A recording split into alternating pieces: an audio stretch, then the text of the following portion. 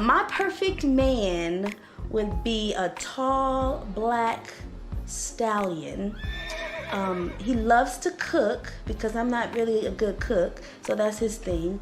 He loves driving. He loves driving the kids to school in the morning. He's just really, really hands-on, with my kids. He's sterile because he can't have kids of his own, so he really cherishes mine. He's funny. We do movie quotes all the time. Every time we go around, we just laugh and do karaoke. He's smart. He is very good with the money. He takes care of all that, and he just lets me. Consistent with the elements up above, illusions, delusions, the lack of self-awareness, and many others. These are the thinking errors or thinking issues consistent with the ones above that continue to impact many people in the West. I call it the matrix mindset. In these shows are designed to equip, encourage, and give men and good women the insight and the wisdom to make relationships better. But before we get deeper in the show, hit the like button, donate to the channel, share the content as we explore behaviors consistent with the matrix mindset that look like this. Men are the only ones benefiting from marriage. The cooking, the cleaning, a maid, they get sex, assuming that she's fucking them too. A woman gets sex. That's reciprocated. Oh, please. You a feminist. I don't believe in marriage. That's fair, but you got to substantiate your argument. And the only thing that you saying that a man get is a permanent DoorDasher and a dishwasher that we can get over there. That's not what I said. So the real scam is marriage for men. We've pedestalized women to think that their box is exclusive when in reality is not. The price of boxes went down significantly. And the price that men have to pay in order to have in-house women that's in marriages don't even keep themselves up. Whereas when you single, you compete. I guarantee you that you still f***ing somebody. Even though you sit there and say that that's what men get when they marry you, you just doing it without actually getting anything in return for it. You don't get the benefits, you don't get the pension, you don't get the family, you don't get to be the nurturer that you're actually.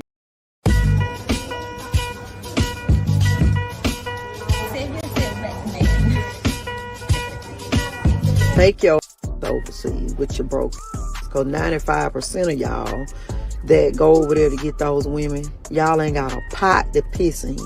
So y'all finna go over there, fool some of them Asians and Chinese women, because you know you can't fool us American women no more. So you gonna go over there because you said they're more submissive. They this, they that. Now I don't want to get my platform shut down, but let me tell you something. You sorry, son. You sorry. You sorry. Get you a woman that don't know no better. She don't know nothing but to smile and lay down and take your and listen to your lies. Because a lot of these women in America, they ain't gonna put up with your shit.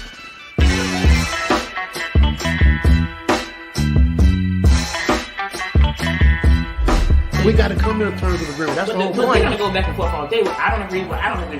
We're not going to agree.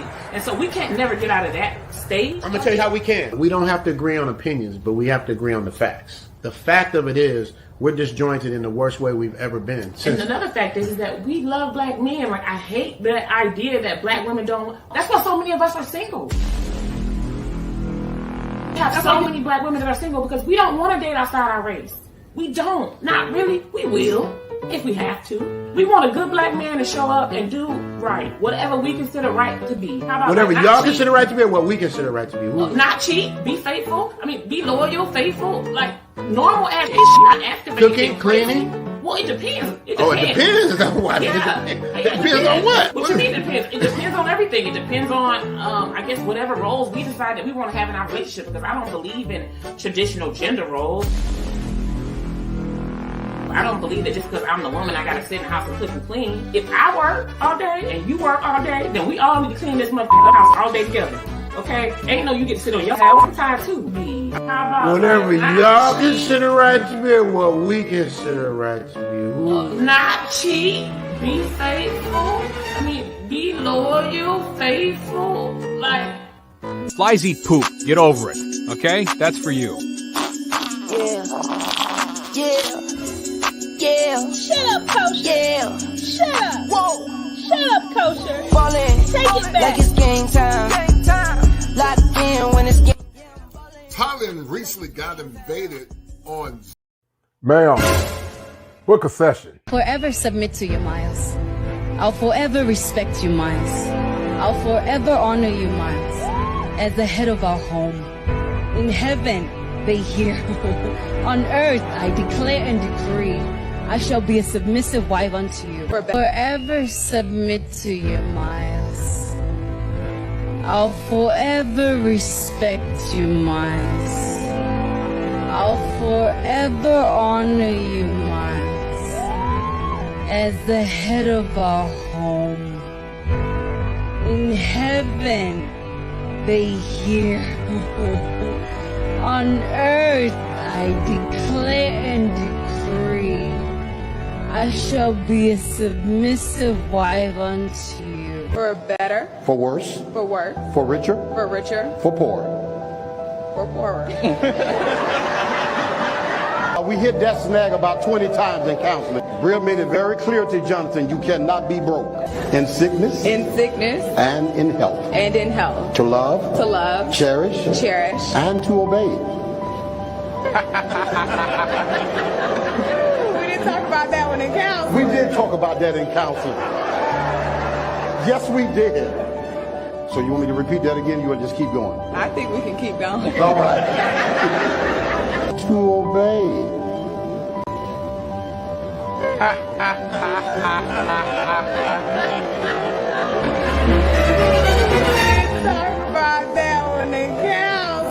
Simone Biles' husband is a walking red flag. I always say we the man to catch, man. I always say we the catch, man. Yeah, so she really booked you. She did, though. Is what you're saying. I was fighting it. This man got into a relationship with Simone Biles, and he's acting like she's the one who should be lucky. How in the hell did you pull Simone Biles? How did you do that, bro? Man, it's cute. I've never said this before. I've never advocated for this before. I'm gonna let Quentin and How To Man have it after this. This is crazy. I have never ever said this that I'm about to say right now, and I didn't think that I would ever come to this point. It's time to get y'all passports. Nairobi, New Year's Eve, 2023, going into 2024. Yeah, we're doing the damn thing, baby. You see what I'm saying? We're doing the damn thing. You ready?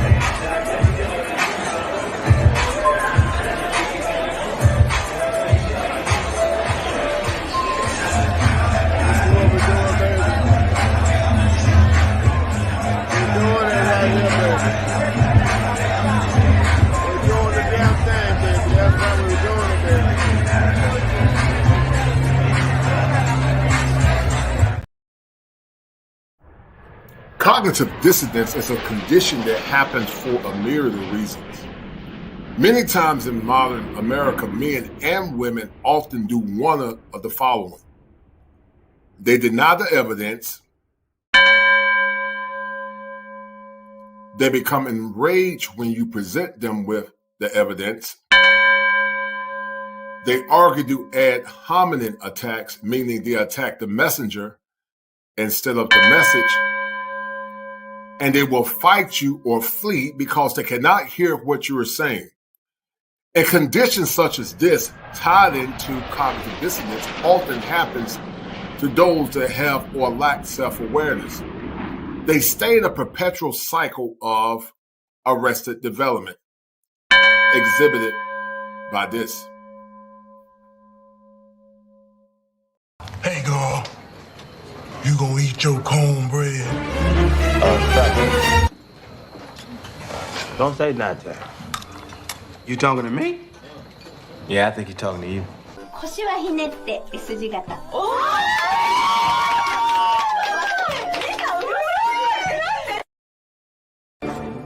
Fire for your mind.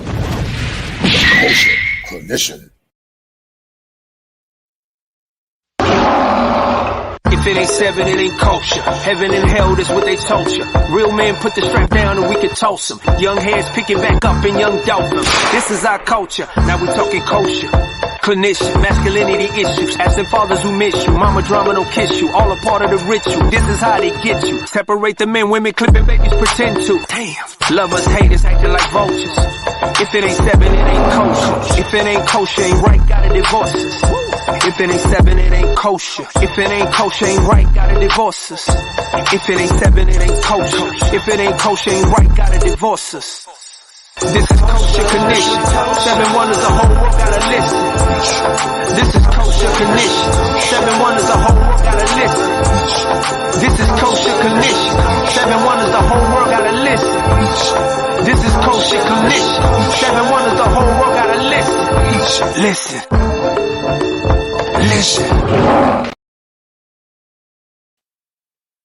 All right, guys, thank you for tuning in. I look forward to providing you guys with some great content on today.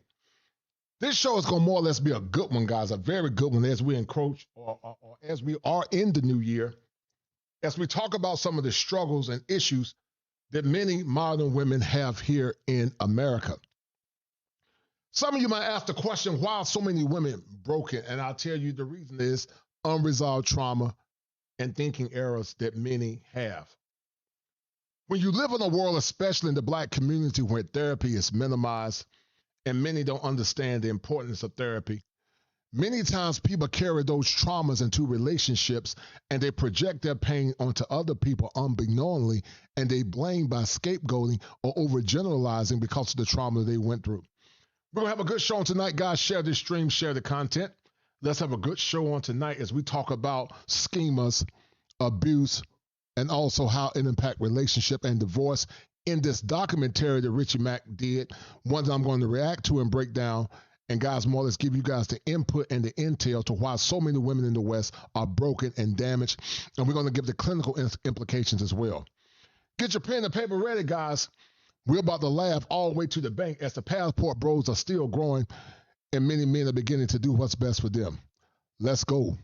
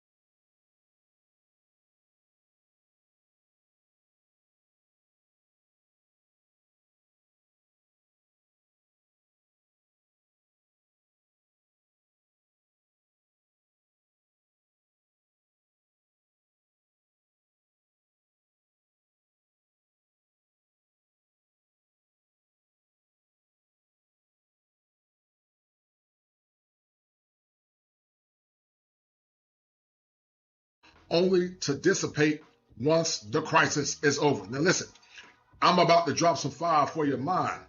But before I drop that fire, let's explore why we are doing the Manhood Chronicles.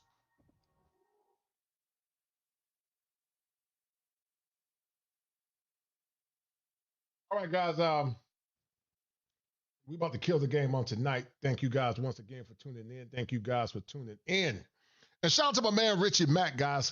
We're going to talk about schemas and why matrix women are not good for relationships. Listen, women in the West are a byproduct of their own peril. They are a byproduct of their own pain.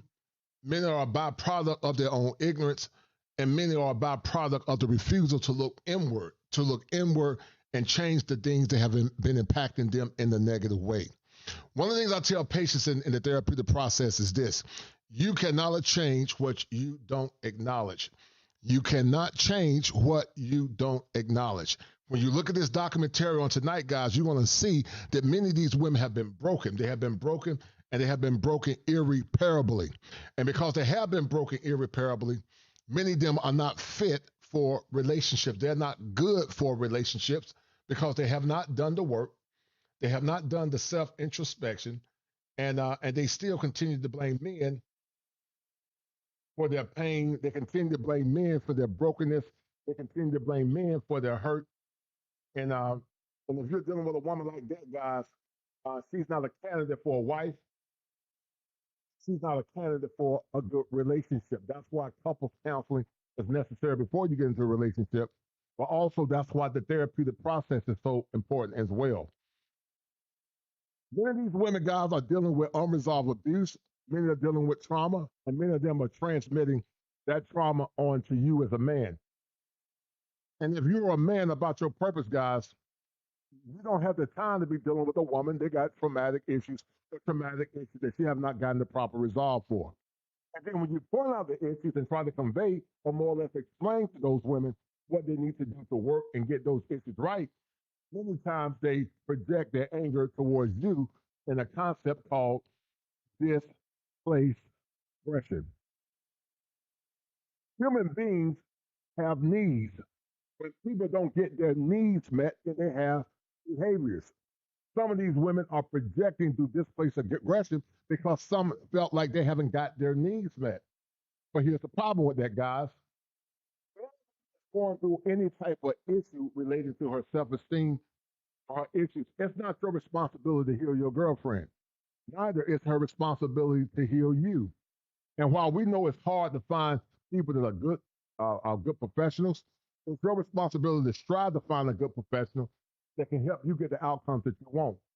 And you guys want to see in this documentary on tonight why so many women are broken, so many women are damaged, and why so many women can say what this silly woman said, that she want a stallion or she want a man to take care of her and all of her children that she got by multiple men, and they expect the best from you when they do not expect the best from the men that hurt them in the past. And that's why, guys, we're going to get deeper into this conversation. Meantime, Coach, but I need you to tell the audience what our mission is, what our war cry is, and we're going to talk about it in a minute. Guys, if you're dealing or struggling for needing help, see me and Coach Condition at gmail.com. If you don't have the membership, guys, go get the membership. The membership will give you access to exclusive content, guys. Go check out the membership. Well, listen, I appreciate that, Quiet Storm. I'm honored that you said that, man, because doing these shows are not easy. It's not easy doing these shows, man. And I am a licensed therapist, and this is edutainment for me, using clinical concepts from an ethnocentric perspective. And so, man, I'm honored that you said that, man. I really appreciate that, brother. Thank you, the Quiet Storm. You and I have talked in the back, and I got nothing but love and respect for you. You, Gregory Scott, and Salty Balls, and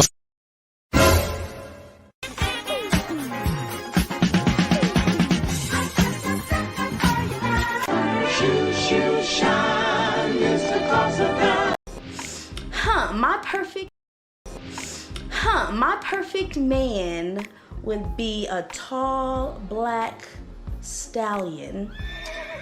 He loves to cook because I'm not really a good cook, so that's his thing. He loves driving. He loves driving the kids to school in the morning. He's just really hands-on, with my kids. He's sterile because he can't have kids of his own, so he really cherishes mine. He's funny. We do movie quotes all the time. Every time we go around, we just laugh and do karaoke.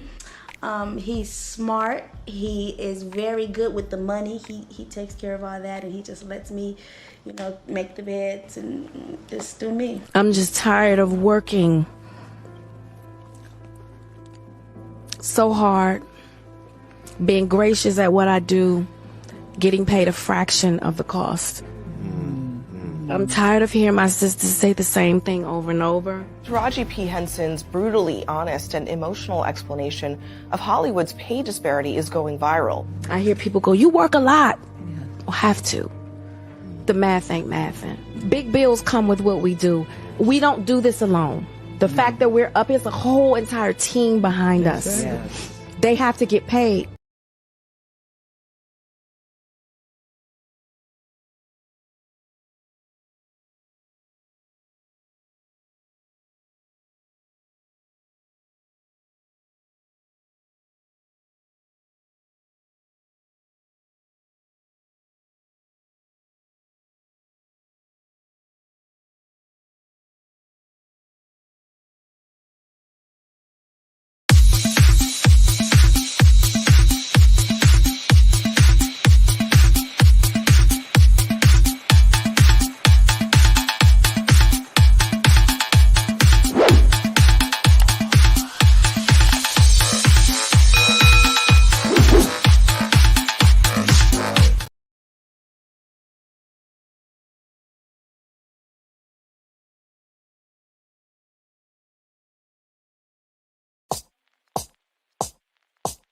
Remember those days, those L's, I couldn't sleep right now. I get paid, vacay, I'm staying B-side. Breaking the blues over steak, I gotta eat right.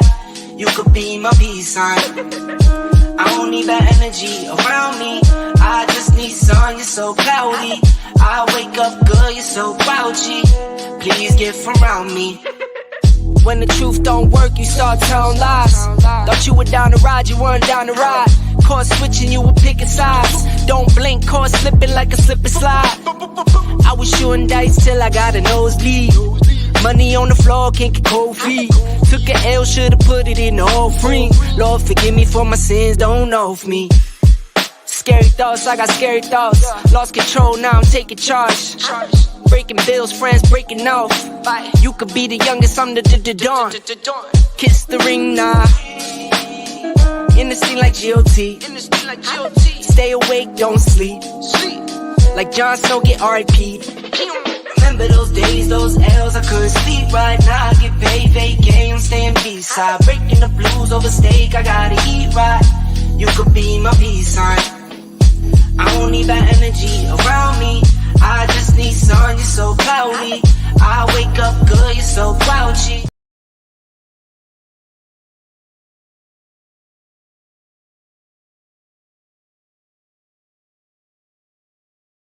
Guys, don't know what happened. I apologize for that, but we're about to get back into the conversation. But once again, guys, matrix women are not ready for relationships. And we're going to explain why. This show's going to be very comprehensive. Shout out once again to Richie Mack. It's going to be a limited interruption. But in the meantime, KosherBot, I need you to be my great virtual assistant and tell the people what we are about and why we do these shows. So KosherBot, I need you to explain to the people what my mission is. Hi, I am Eve7770, and I count it an honor to be a virtual assistant for the kosher clinician. The purpose of this show is to foster positive ethnocentrism. Many times, other cultures are not astute enough to convey the complexities of clinical concepts and social trends. This show is dedicated to unpacking the nuances of male struggles,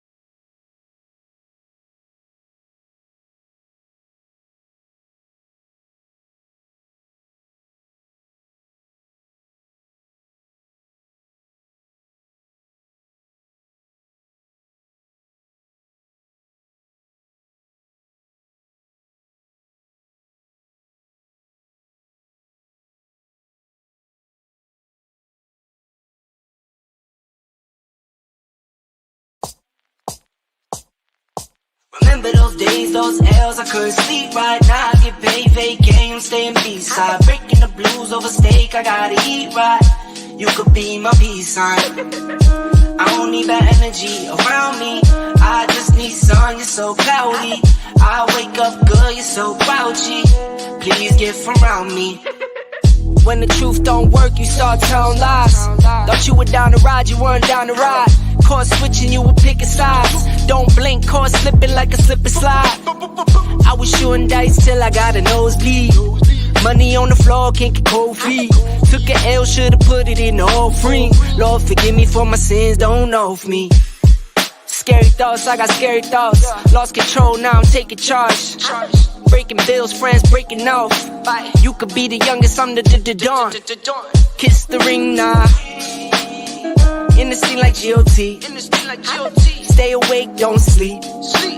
Like Jon Snow, get R.I.P. Remember those days, those L's, I couldn't sleep right now.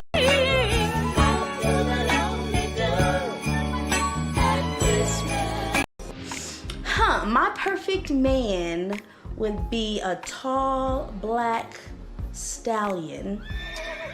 He loves to cook because I'm not really a good cook, so that's his thing. He loves driving. He loves driving the kids to school in the morning. He's just really, really hands-on, with my kids. He's sterile because he can't have kids of his own, so he really cherishes mine. He's funny. We do movie quotes all the time. Every time we go around, we just laugh and do karaoke. He's smart. He is very good with the money. He takes care of all that, and he just... Delusional women. A phenomenon shrouded in mystery and intrigue. Delusion, simply put, is a state of mind in which a person firmly holds on to false beliefs despite clear evidence to the contrary. This intriguing condition is not limited to any particular gender, but it is often associated with women. In the realm of mental health, delusions can manifest in various forms. Some women may have delusions about their physical appearance, believing they are hideous or disfigured when, in reality, they are not. Others may develop delusions about their relationships, believing their loved ones are plotting against them or that they possess special powers. What causes these delusions in women? Well, the answer is not so simple. Delusions can arise from a combination of genetic, biological, and environmental factors. Hormonal changes, such as those experienced during pregnancy or menopause, may also play a role in triggering delusions in some women. It's important to note that delusions are not just harmless fantasies or daydreams. They can have a profound impact on an individual's daily life, causing distress, anxiety, and even leading to self-harm or harm to others. Delusional women may become socially isolated, withdrawing from friends and family as they become more engulfed in their false beliefs. Thankfully, there is help available for delusional women. Mental health professionals can provide therapy and medication to help manage and alleviate delusions. By working closely with a healthcare team, women experiencing delusions can learn coping mechanisms, challenge their false beliefs, and regain control over their lives. In conclusion, delusional women are not a rare or fantastical concept. Delusions can affect anyone, regardless of gender. Kosher bot. Load the machine. Yes, Master Kosher, at your service. Right away.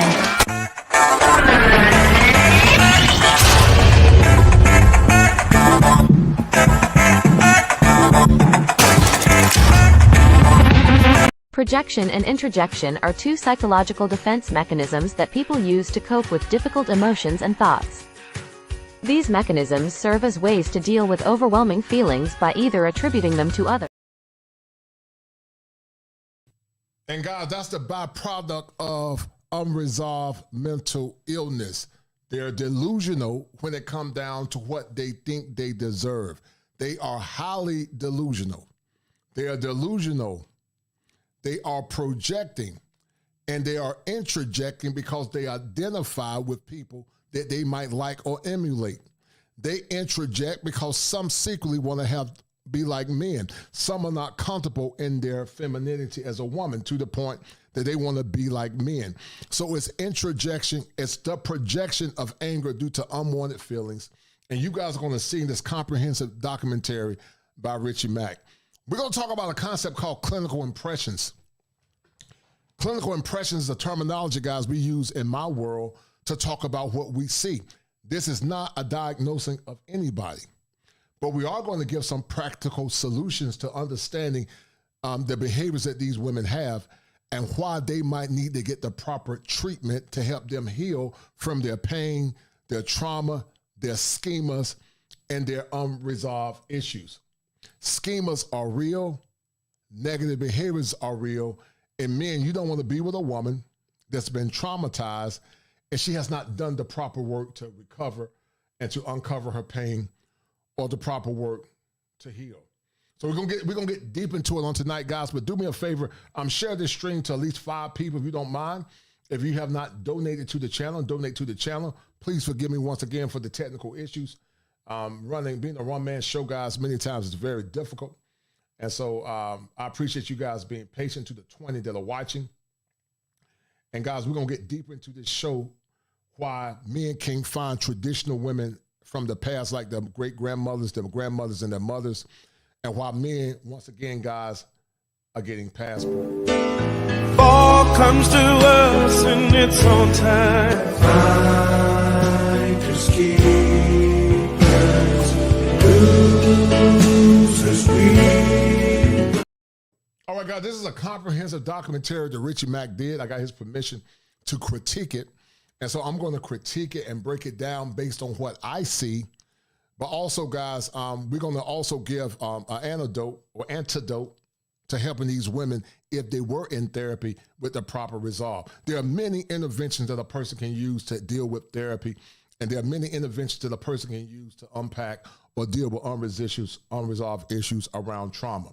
But many of these women want these nebulous relationships that are more or less not substantiated in society, not society in reality. And when you do all that you can do, you cannot live up to the needs and the demands of a broken woman. These women, many of them are broken. Many of them are damaged, and many of them guys will take years of therapy to help them unpack. If you're willing to help her unpack it, more power to you.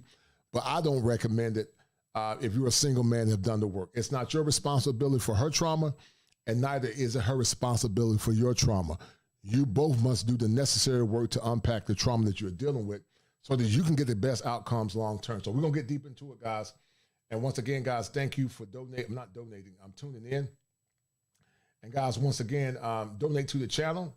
And guys, get the likes up. Get the likes up. The robot has told me to tell them Negroes to get the likes up, guys. Get the likes up. Hit that like button. Go ahead. Do it now before I reach out into that screen and twist your hand like Aunt Esther. Hit the like button. Thank you. Destroy. Richie Mack Mix. So this was an excellent documentary that I saw by Richie. Guys, I looked at the whole documentary. We're going to break it down on tonight. But once again, guys, share the stream, donate to the channel as we break down this documentary. And once again, guys, please forgive me for the technical issues earlier. Thank you.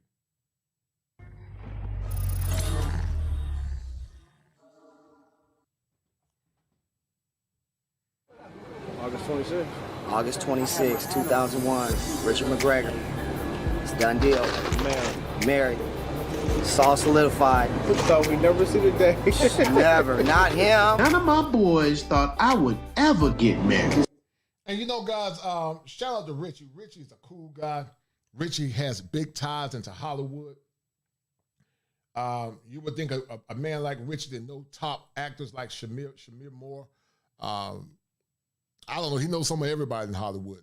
But he's a very humble brother, very affable, very kind. And guys, this is a young Richie Mack. And Richie Mack learned the hard way. He was trying to figure out why so many women single and why so many women are divorced. And some of you guys are asking the same question. Why are so many women single? Why are so many women divorced?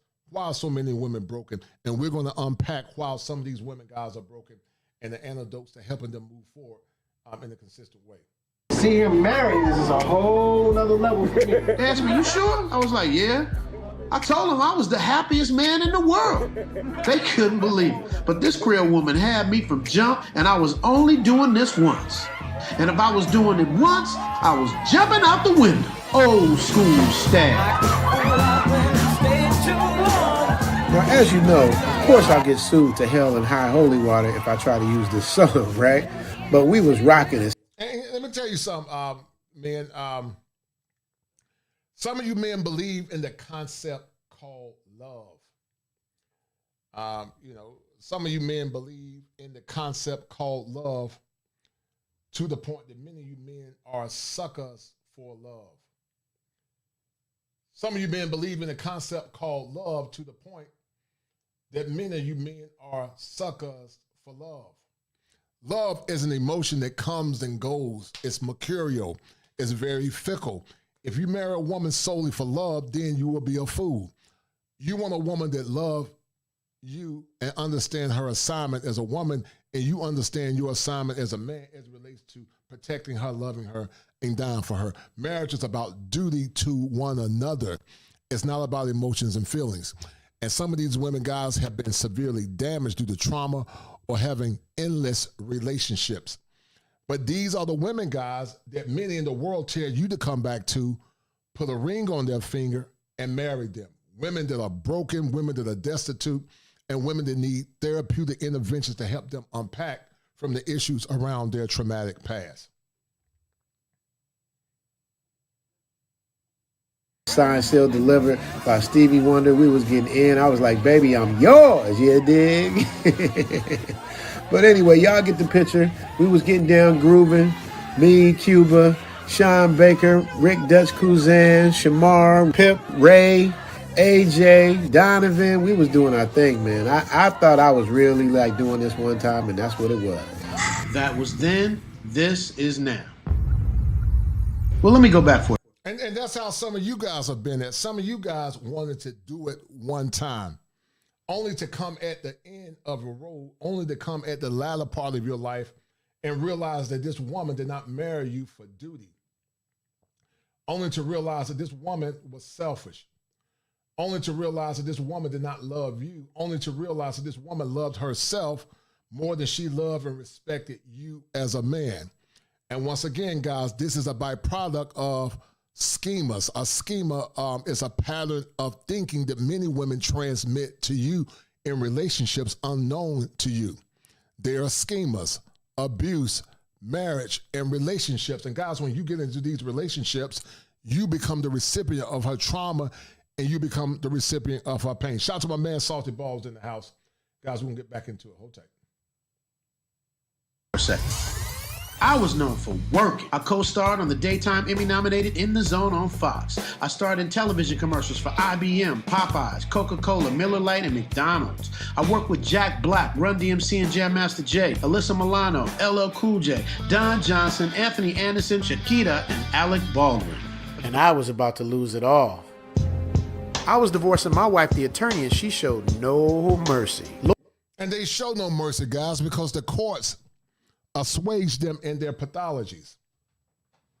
The courts assuage them in their pathologies. This is a world and a culture that's hard and harsh towards men. And they don't care about your feelings. They don't care about your hurt. They don't care about you losing half of your assets.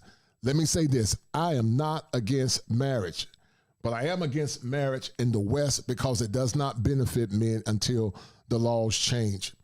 You getting with the wrong woman, guys, can cause you irreparable mental health issues. And because society more or less teach women to be slaves to their feelings instead of being slaves to the mission of the marriage, it becomes a problem. A woman should be a servant to the mission no more than a man should be a servant to the mission of that woman and protecting that woman and loving her.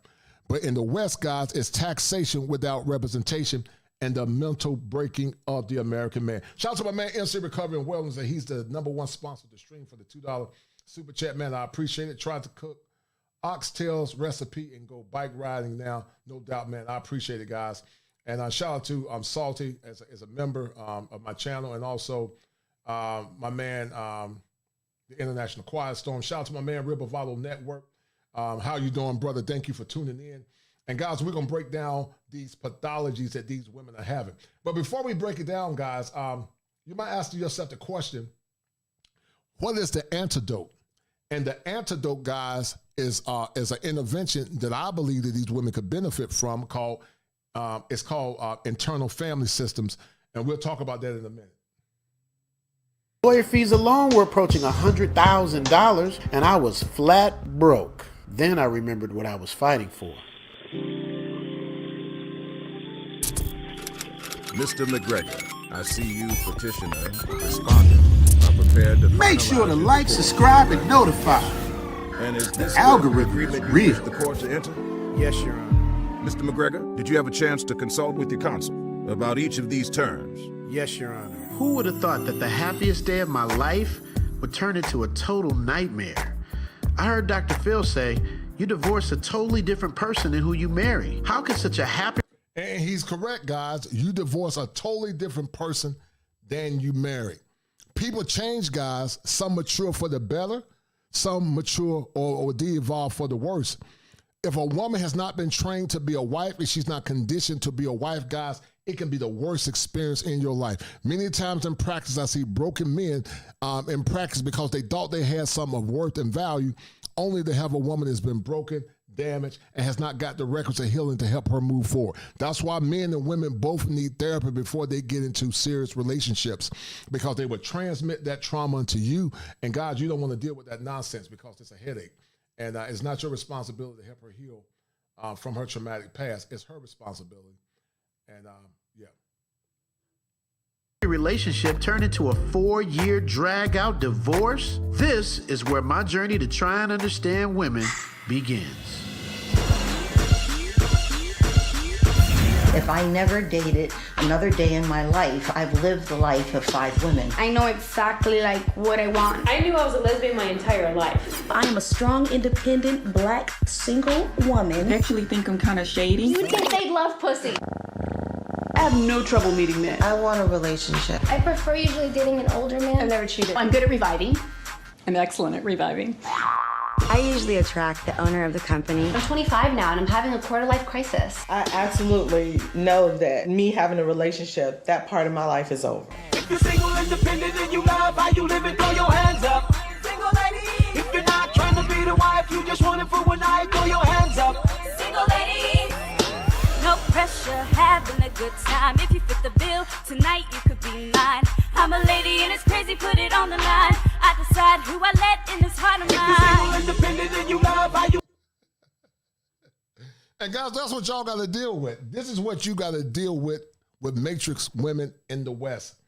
The matrix mindset is toxic, guys. It's damaging. It's dangerous. It's delusional. It's lacking cognitive awareness. It's dangerous dealing with women in the West in general. Not all. There's a percentage of good women that are left. I want to always shout out the good remnant sisters that have not been covered yet. But these women, guys, are the typical prototype of the women that you will get involved with.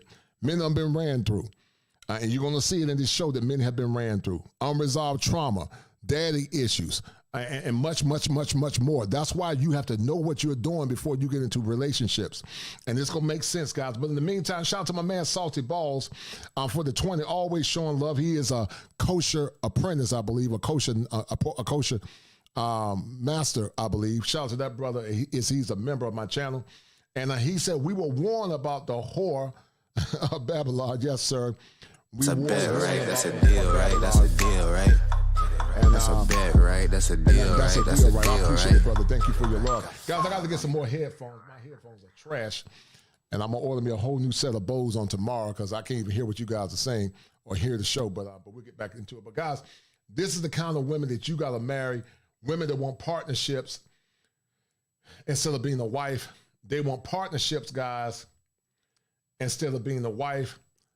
They want you to do what they want you to do instead of honoring you, respecting you, and following your leadership. This is the generation of women that want partnerships instead of the generation of women that want to be wives to a man, to be under the covering, the love of a man, and follow his leadership. And that man allowing that woman to add input, but they want traditional relationships when it's benefiting them, and they want modernism when it benefits them as well.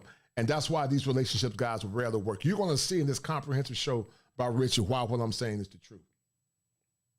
Live it, throw your hands up. Single lady. If you're not trying to be the wife, you just want it for one night, throw your hands up. Single lady. If you're not asking for a thing, cause you got your own change, throw your hands up. Single lady. Throw your hands up. Single lady. Throw your hands up. Single lady.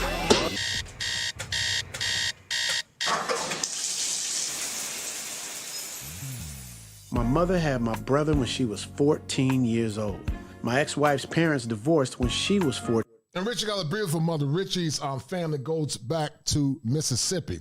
Many folks that moved to Chicago or even Cali are from Mississippi, Alabama, and Louisiana. Shout out to my man Saul and other brothers from the deep, deep South, like where I'm from. I'm actually from the Mid-South. But guys, these are the women that you have to deal with in relationships. Broken, damaged, have a lot of issues. Shout out to my man, the International Quiet Storm, always showing love, always showing love. I appreciate the International Quiet Storm, as he also is a kosher king, a kosher master, I believe. But the International Quiet Storm said for tonight's therapy session, I knew matrix women were no good for me when my best friend, ex-wife committed adultery, paternity fraud, and rigged the court to get $3,300 of support. It would cost him his career and then his life. But you got these women there that will tell you, talking about getting married and falling in love and all that goofy stuff. And most of these women are broken and damaged. They're spiritually dead and spiritually bankrupt. Unless you get a woman that's a woman on her knees praying, a woman that understands what God expects and what the Most High expects, a woman that loves God and Christ, a woman that understands leadership, a woman that's been taught by her father, a woman that's willing to put her feelings aside for the greater good of the relationship, you will be a fool, guys, to marry the typical, and I say typical, modern American woman. And the International Quiet Storm, I appreciate it. That's a deal, right? I appreciate it, sir. Thank you for that $20. Right, that's a deal, right? That's a deal, right? Back into the show.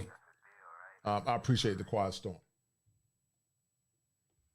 14 years old. Now here I am, a single father of 2 beautiful daughters, and my oldest is 14 years old. So I'm literally trying to make sense of the relationships between men and women on my own. I ask myself, what did I do wrong in my past, and how do I make it better for my daughters? I didn't have any sisters, and my mother's passed away. Why some women are still single fascinates me. So after over 100 interviews, I documented 11 different women for 1 year. I wanted to find out. Why am I still single? I've gone through this whole process kicking and screaming because I really had to look at why I am still single. And I know we can say, well, the guys aren't here or this or that. It really just boils down to me. Why am I still single? Part of it is that I've elected to be single. I like my own time, my own space. I consider it to be very valuable, and I've been raised by a single mom who's done everything, and what do you... And guys, that's what's called vicarious trauma. That's called vicarious trauma, guys, and that's why many of these women need interventions in the form of informations or internal family systems. If you don't believe me, guys, ask my kosher bot. For this part of the show, guys, kosher bot, load the machine. Kosher bot, load the machine. Yes, Master Kosher, at your service, right away.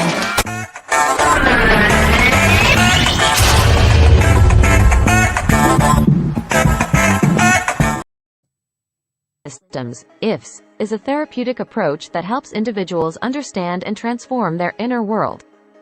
It is based on the idea that our minds are made up of different parts, each with its own thoughts, feelings, and desires, and that these parts can sometimes conflict with each other. In IFS, therapists guide individuals to explore their internal system and develop a deeper understanding of their parts. They use the metaphor of the inner family to describe this internal system, with different parts representing different family members. These parts can include the manager, who tries to keep things under control, the firefighter, who reacts in extreme ways to protect the individual, and the exiled, parts that hold painful memories or emotions. The goal of IFS therapy is to cultivate a compassionate relationship with all parts, allowing them to express themselves and be heard. By doing so, individuals can heal internal conflicts, reduce self-criticism, and build resilience. During therapy, clients are encouraged to engage in a process of self-discovery and dialogue with their parts. The therapist helps them navigate and understand the roles. And guys, a lot of these women have not dealt with their parts. You got to deal with your parts if you're going to be healed. You got to deal with your parts and compartmentalize those parts so you can have a whole. We call that self-recovery. But many of these women have not dealt with their parts, and that's why they're not good candidates for wives or relationships, and men too. This is what I call a clinical impression. This is not a diagnosis. This is art imitating life, but also art using clinical concepts to convey a message. Once again, I am not diagnosing anyone, but I do recommend if there was an issue, it looks like these women would benefit from internal family systems based on the treatment model. And needs of each part. Through this process, individuals can unburden the exiled parts, empower the manager parts, and integrate all parts into a more cohesive and harmonious inner system. IFS has been found to be effective in treating a range of mental health issues, including trauma, anxiety, depression, and relationship difficulties. And that's why I chose this method, guys. Relationship issues. Many women project their pain to you men that are gullible, and they blame you from their unresolved issues from the past. We also call it psychoanalytic, meaning it's unconscious. They don't know always why they're doing it, but then we flip it on the opposite side, and we call it psychodynamics, which is an interplay between family, environment, their body, and other issues and factors that play a role in how they think and how they perceive the world. Remember, a person's perception, guys, is their reality. And we're going to get back into the stream in a minute, guys. But I want to make sure I added the clinical piece, as I am the kosher clinician. Hold tight. It offers a non-pathologizing and non-pathogenizing framework, emphasizing that all parts have positive intentions and can contribute to the well-being of the individual. Overall, internal family systems therapy provides individuals with a powerful tool for self-exploration, healing, and personal growth. By understanding and integrating their inner family, individuals can experience greater self-acceptance, wholeness, and resilience in their lives. All right, Bo, you said, love you, man, but your sound is unbalanced. Okay, I'll try to get it together, brother. Thank you, sir. I appreciate it. We're going to get back into the show. Thank you, Bo. And we're going to get back into the show, guys. But support the stream and donate to the channel. Let's finish listening. But I wanted to add that to what I think these women are going through, what they're going through. You need a man for.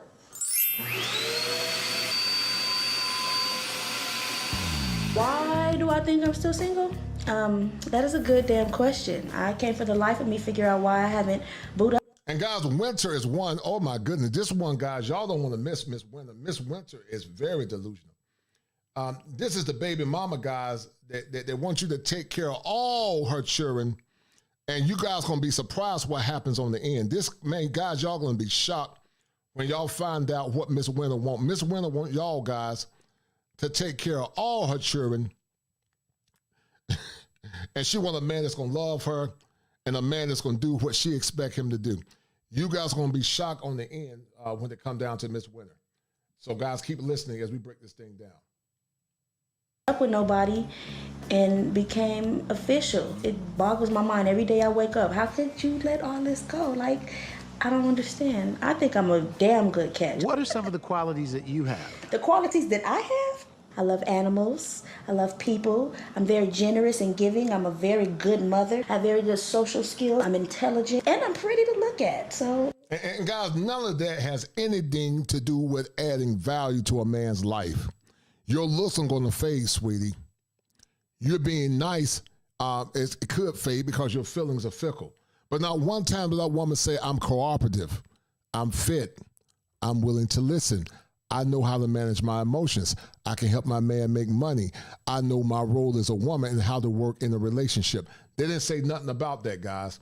And that's why, guys, like I said, it's so important for you guys to do what's best for you and not settle for mediocrity, because these women, guys, will have you in a state of arrested development, but also might have you in the psych ward due to brokenness and their brokenness.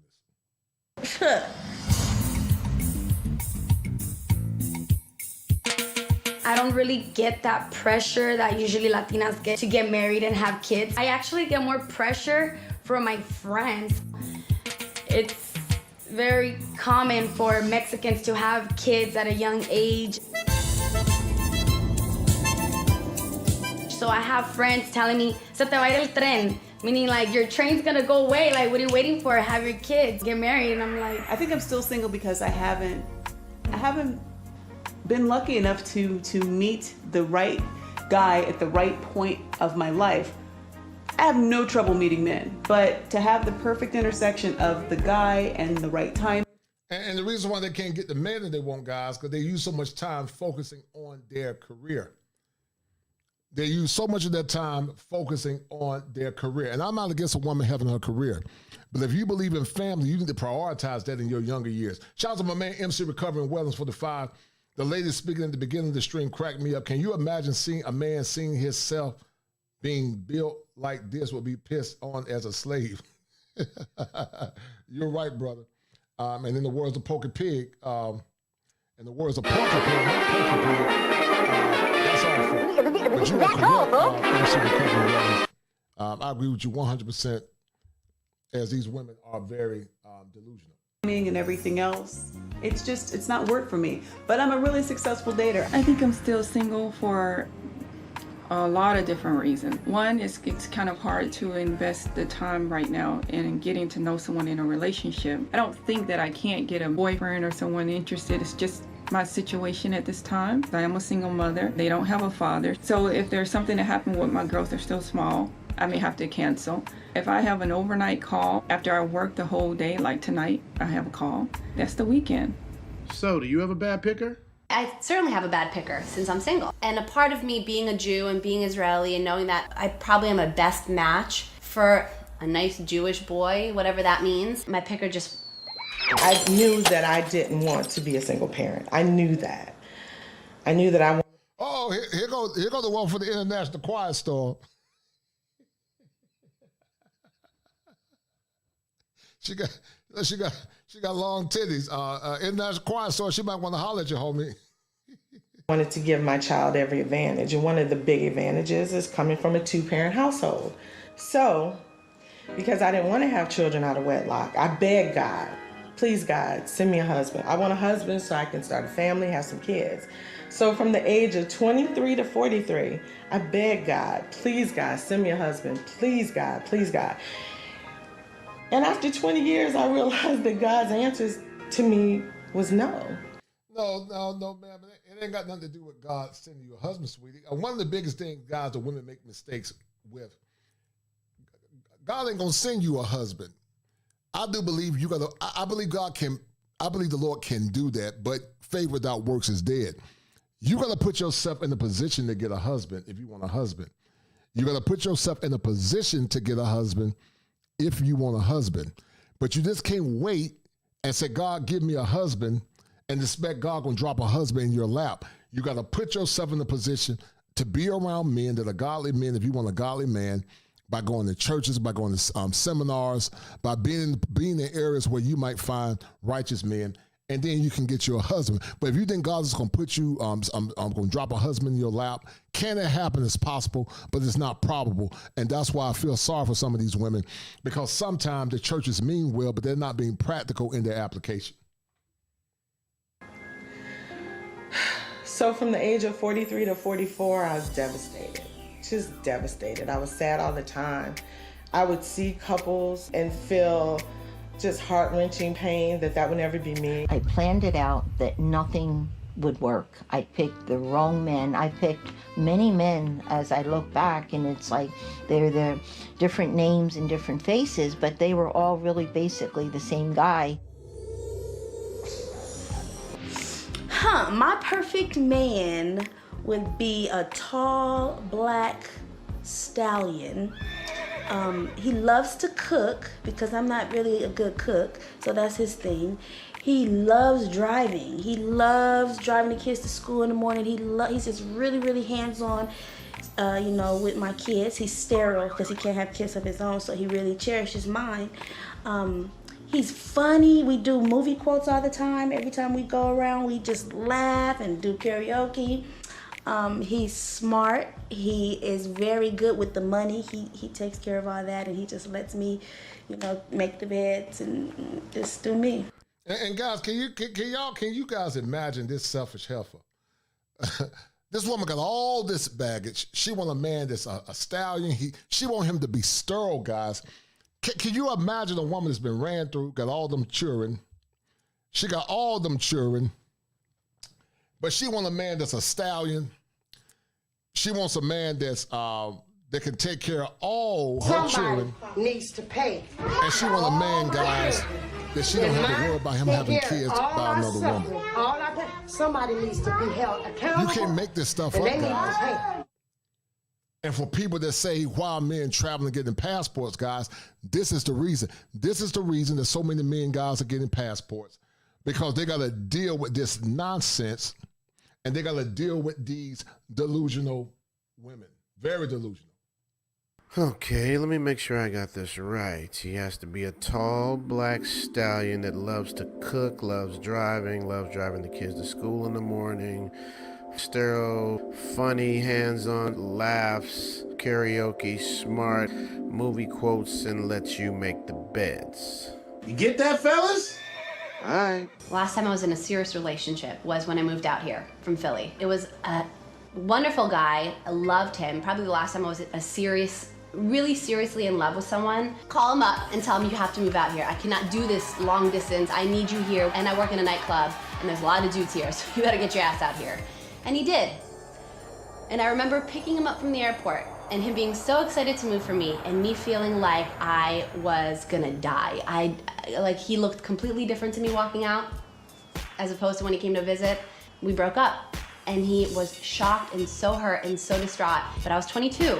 I was seating celebrities at tables and I was dealing with big time directors that were coming to my events, and I wanted to be a part of it while I was young and not have to be held back by this great guy, but he was possessive and he didn't understand, and the funny comments with, man, that guy just checked out your ass. I decided I was just going to not be in a serious relationship. I guess the fantasy became a little more interesting than the reality. Maybe that's why my marriage didn't work. Becky says here's this great guy that moved across the country for her. Then she changed her mind. When's the last time you were in a serious relationship, Sherry? Last time I was in a serious relationship was about 2.5 years ago, I think. It didn't last a super long time, but for me, several months is a super long time. I'm kind of the, what is it they call the honeymoon girl? Honeymoon 3-month relationships. I love the honeymoon phase in a relationship. Where everything's perfect. On their best behavior, super providing in the relationship. And then girls f it all up. It's been 7 months with this one girl that I've been talking to off and on, and she doesn't do any of the cute things she used to do in the beginning. The newness, the novelty, the extra special things that you do when you first meet someone, all of a sudden everybody stops doing those things, and I wasn't really willing to go into the marriage stage. I was having too much fun. I knew I was a lesbian my entire life. Ever since I was... And guys, that's why it's so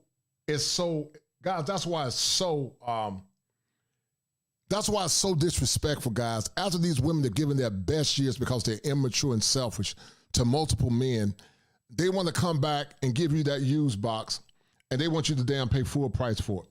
And that's why, guys, I'm so adamant about men becoming passport bros, because they are selfish. They lack self-awareness. They don't really care about you. The only thing they care about many times, guys, is themselves. And that's why, guys, you will be a fool to be another man's doormat, because these women are severely used. They're highly indoctrinated and severely damaged. I was little, I've been attracted to my best friends. I've been attracted to guys, too. So I just, of course, when you're little, you don't know you're a lesbian. But ever since I was little, I was attracted to girls. I don't discriminate. I love every race, almost every size, height, and it's really about, if they catch my eye and we have that connection, then it's all good. I have never been involved with a woman. I'm not attracted to a woman. I made out with a few girls, but I don't want to have a relationship with a woman. I don't see myself getting that kind of fulfillment. I definitely prefer gay women over straight women because, straight women, they're looking for all the attention and it's all about them. Ooh, I've never done this before. And you're just laying there and be like, really? When am I going to get some? Reason why I didn't tell you about me kissing women, because that was none of your damn business. I think there's something missing for me having not. But I think having like a threesome, I'm totally open to having a threesome. The difference between having sex with a man and having sex with a woman is the difference between night and day. Having sex with a man is boring, no connection, and sex. Squirt once, I'm like, come on. I've never actually experimented with a chick, but it's something that I thought a lot about and something that I certainly wouldn't rule out. I've never thought about being with a woman or been with a woman. The process of breaking a straight woman is get a couple of drinks in them. Get a couple of drinks in any girl, and they're good to go. You get a couple of drinks in a straight girl, you tell her how beautiful she looks, blam. Blam. You know how much trouble a man can get in for something like that? How come it's different coming from a woman versus coming from a man? It's different coming from a woman. And God, look at the hypocrisy, guys. Look at the hypocrisy, guys. These are the same heathenist women that would shame a man, and I don't have a problem with that in that part, for being with another man. But many of these women, guys, they have been beaver bumpers in the past. Some of these women have been beaver bumpers. That's a term that I created. They're beaver bumpers. But but they would judge you for dealing with a man. but they dealt with women and men and still are dealing with women on the side. But once again, guys, these women want you to be their husband, as many of them have not been delivered. I'm not gay no more. I am delivered. I don't like men no more. I said I like women.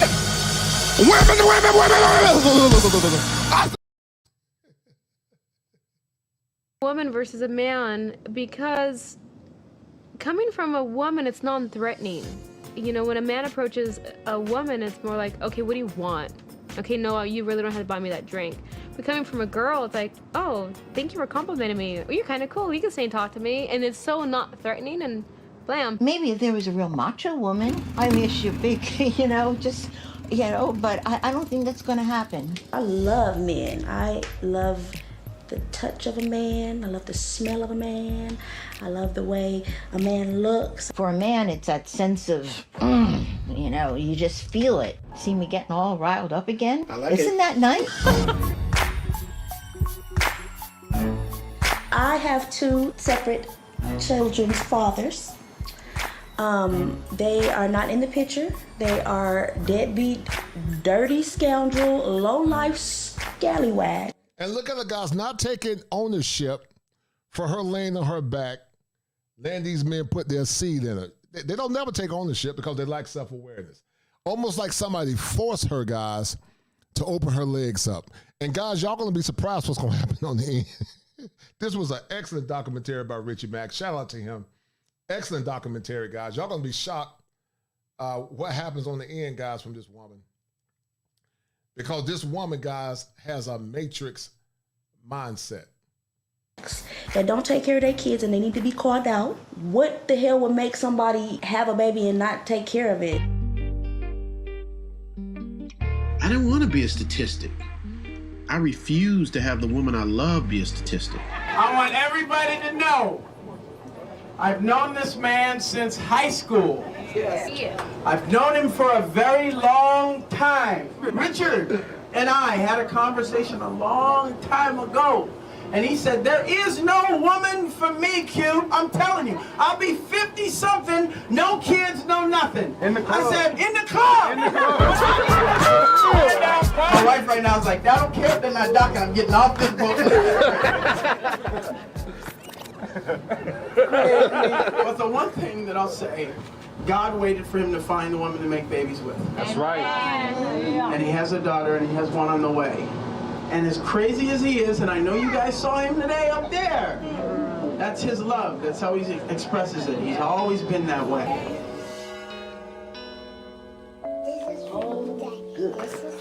This for me?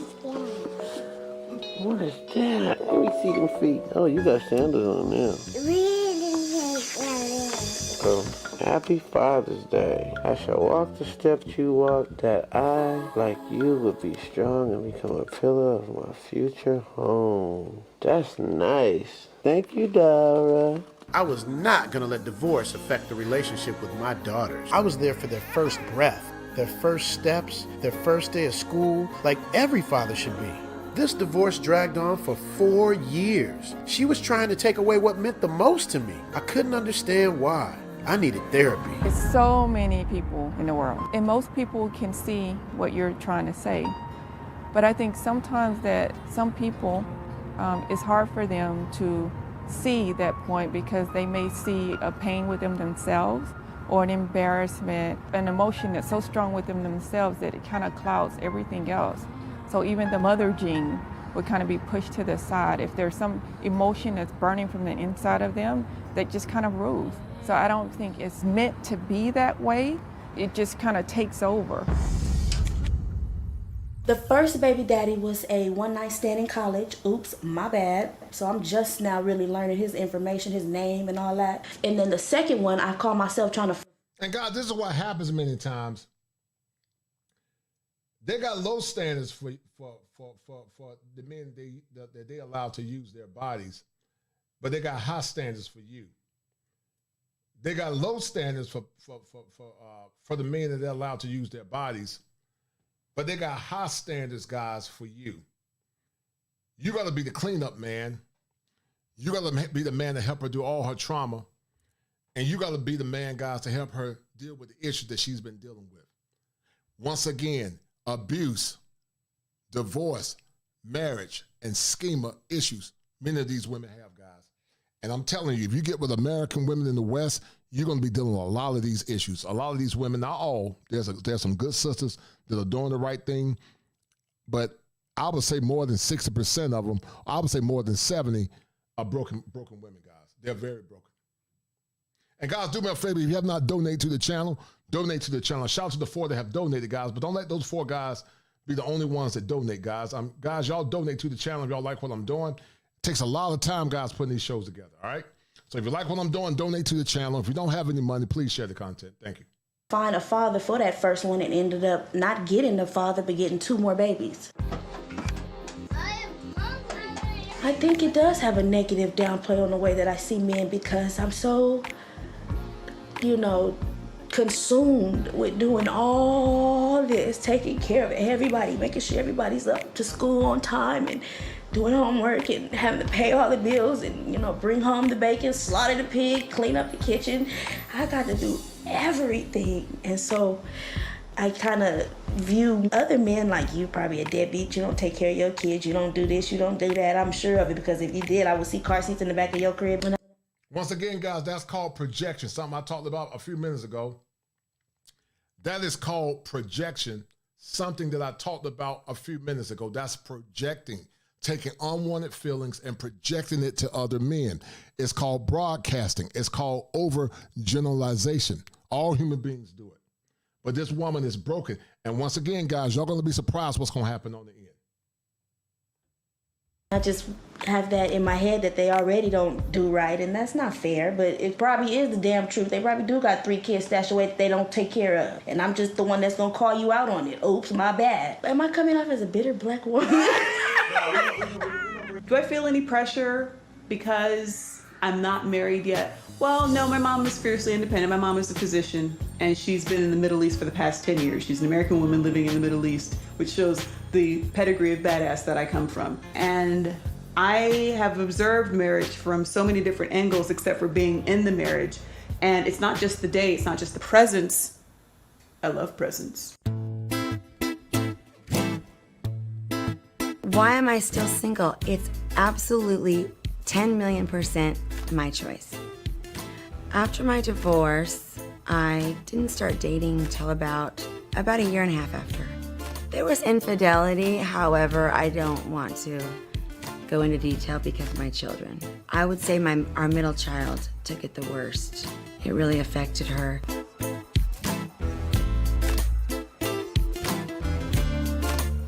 She's doing a lot better now, but it was very devastating on her. I would say a marriage is not worth holding together because of the children. But I do believe in marriage, and I think that you can get through a lot of things if you really try, but just solely for the kids, never. If you do it for the kids, it's not happiness. This is a picture of my husband, Don Travarelli, 21, and I was 16 at the time, and it was our So guys, the black lady, remember the black lady y'all saw a minute ago? That's the boss bee. She's a boss bee. And you notice what the woman say, if I'm not happy. Remember, everything with women, if they're not disciplined, will revolve around their feelings. That's why you want to get a woman that's disciplined. Shout out to my man, K White, always showing love for the 5. Thank you, K White, for dropping that 5 on it. I appreciate it, K White. And K White showing love, K White. And thank you, K White, for the $5 cash app, sir. I really appreciate it. Thank you.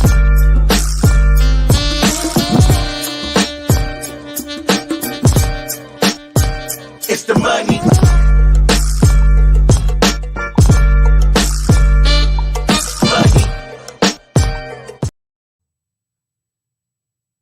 Favorite song was Puppy Love, and I married him on my Thanksgiving vacation in high school, my senior year.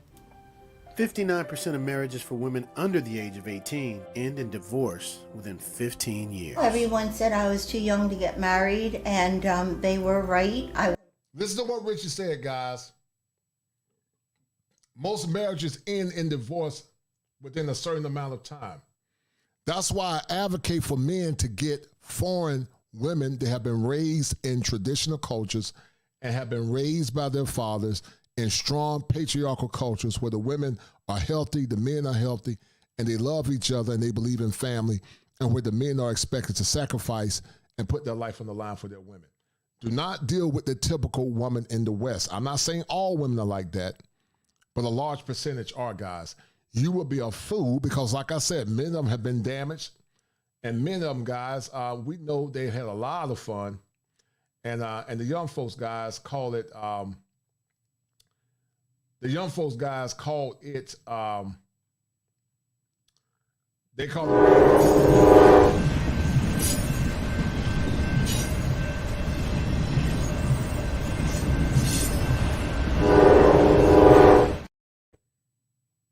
Was too young. We divorced after 7 years. I don't know, Bandstand played Cupid, and thanks to Bandstand I have my 2 daughters and my 4 grandchildren. My daughters are single. Angel is 48 now and Maria is 47, and they both have had 2 marriages that haven't worked out forever. I never realized how much divorce can have such a negative effect on our children. What they see growing up directly affects their relationships. I found that children that come from divorced homes have twice the risk of divorce when they marry, and an even higher risk of divorce if the person they marry comes from a divorced home. You know, he was this young, hot, tempered Italian, you know, but when you say so many things, it spoils the beauty of the relationship. You can't take them back. I don't know sometimes what's worse, when you get physically hit or those words that are said that stay with you and hurt you.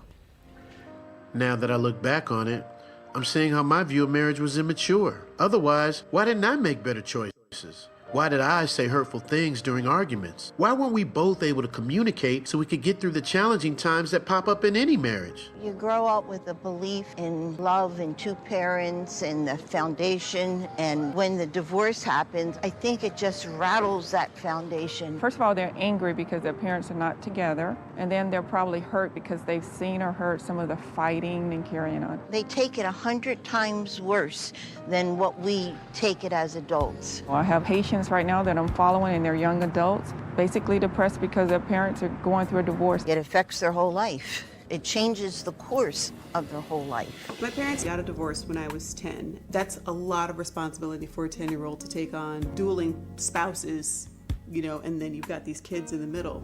The hardest part for me when my parents split up was that my dad couldn't be the same person that he was to me when I was younger. And my mom, and all of her frustration, her anger, her hurt, whatever it was, he was still my dad. And when that relationship ended, it affected everybody. And it made me sad because I felt like I had to manage those feelings with her and with my dad. And nobody won.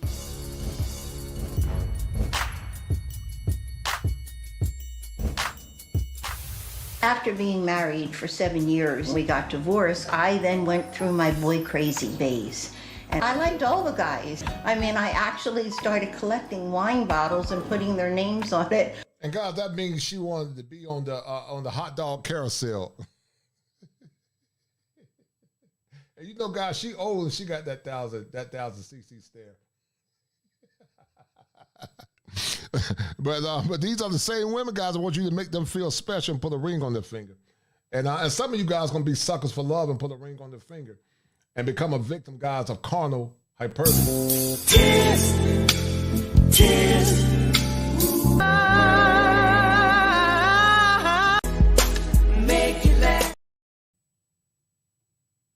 On my kitchen, which was like that's not good. I mean, it's like men putting notches on belts. From being married and missing that formative dating time, I was really boy crazy, and I liked them all. Internet dating. Yeah, I've tried it. But you know, all you men lie. Y'all lying. Y'all some lying dudes, man. Lie about your height, lie about your age, lie about everything. And women are confused. You know why women can't parallel park? Because we've been lied to on the internet so much, and you men have got us convinced that this is 12 inches. That is whack. Internet dating, to me, I see it. And guys, that woman is very masculine. I call her the woman king. She's very masculine, guys. She's very masculine. And these are the women, guys, that will expect you to put a ring on their finger. These are the women that will expect you to put a ring on their fingers and make them an honest woman. I've never dated online, but I think I'd be fine with that. I just have never, in all humility, I mean, it just happens, so it's not really necessary. They'll contact me, and then I'll look at their profile, and then it says on there the type of woman that they're looking for, and it'll put everything on there except for black. So I usually would email back and say, you know, I'd be happy to talk to you, but, you know, I'm half black, so it didn't seem, I don't know if you were interested in talking to a biracial person. So you saying women don't lie on the internet? There are some crazy bitches mixed up in there too. Just because my profile says that I'm 6 feet of black dynamite, gorgeous and athletic, fabulous, funny sometimes, and can cook. Some of my girlfriends, he's got to be 6 feet tall, he's got to have a 6-figure bank account and a 6-pack. And you weigh 600 pounds. And you using my picture to catch a dude. I just want to use your picture just so the guy will call me. You know, once he finds out what kind of personality I have, once he finds out that you can't move, and we got to get a crane to come get your fat ass.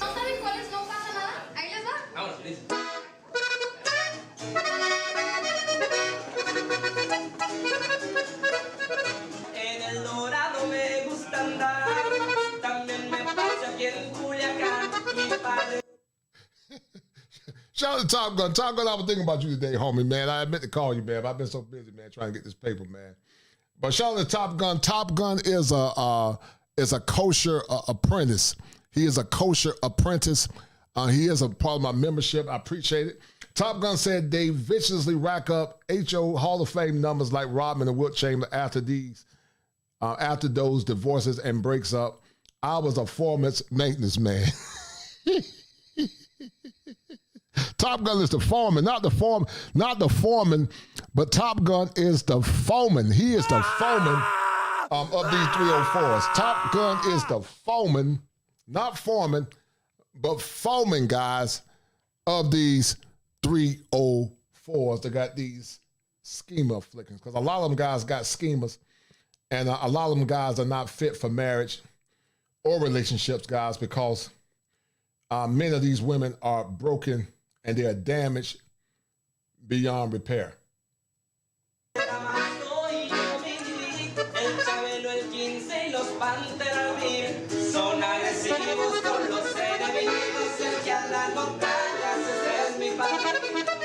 You know, that was my plan at the beginning.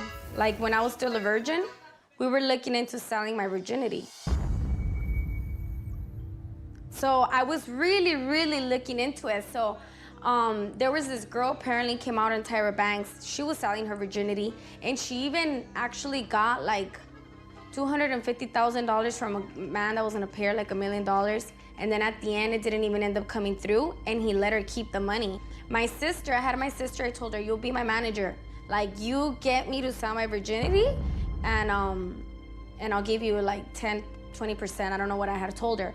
So she was contacting like a bunny ranch and so I could sell my virginity, like do it through them, because over there it's legal, you know, to sell sex, whatever. It's prostitute, whatever you want to call it. I don't call it prostitute. It's business, baby. How old were you when you lost your virginity? I was 14 when I lost my virginity. How did it happen? Oof. Well, in my own bedroom, in my own house. And I can't quite still figure it out. How old was I? Was a guy or a girl? Did the other girls answer this? My first time having sex was good, but the second time was off the chain. The first time I lost my virginity with a man was absolutely horrible. I am very afraid of the STD factor. It was, boy, how do I even describe it? I know that a lot of people in the city are players, and I don't even want to go there. That makes me think twice and has kept me from, you know, heeding my body signals. I'm like, the brain overrules the crotch in my case always. I'm at a loss for words. Oh, well, that's a nice, fine specimen, but it could be tainted. It was just so bad. It was terrible. Like, I just thought to myself, is this it? Like, this is what everyone's been making such a big deal about? That was it. I'm like, I am game. I was holding out for the real thing, all right? Meaning a certain rock star that I have on my wall. But anyway, he was going to be my first. Turns out I couldn't wait. My first encounter with a woman was actually playing a game of truth or dare. Now remember, guys, this woman is a beaver bumper. She is a certified beaver bumper. But these are the same women, guys, white or black. If a man did the same thing, they would never give that man the time of day. I know women, guys, that were happy in the past. But they say they will not deal with a happy man. I mean, the hypocrisy, guys, is crazy, man. The hypocrisy and the lack of self-awareness is crazy.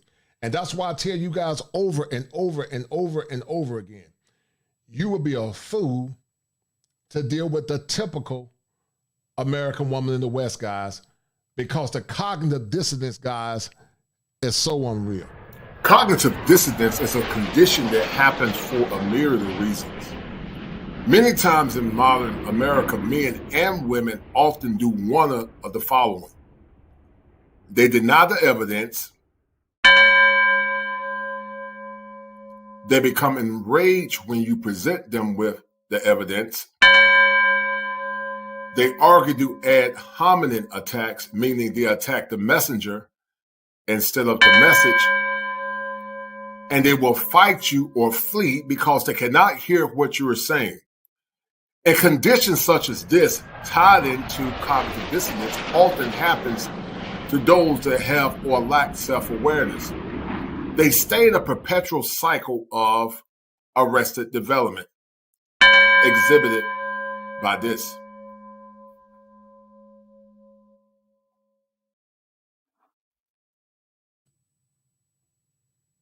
I hadn't kissed a girl before, and my best friend knew that. So he dared me to kiss this other girl that was there, and I did, and it was all over. I, again, have been a little bit tainted sexually by what I witnessed. I don't know if you're familiar with David Carradine and how David Carradine kicked it, but my dad did it the same way. It's autoerotic asphyxiation. And I found him, and I was 5, and that's a very impressionable age, and it sort of puts sexuality in a bad light, and that sort of stayed with me. So I might be LA's oldest virgin at 30.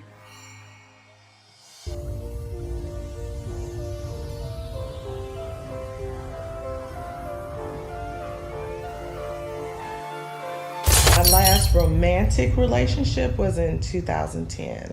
He's probably one of the smartest people I ever met, but he was so mean. I was like so profoundly grateful that some man was showing me interest that I lost myself, my personality, my self-worth, my values. And shout out to Top Girl, she got them long titties, man. She got them big long titties.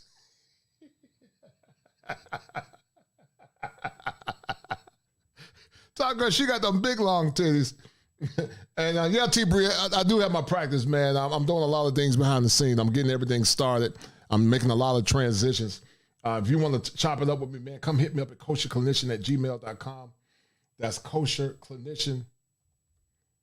kosherclinician@gmail.com.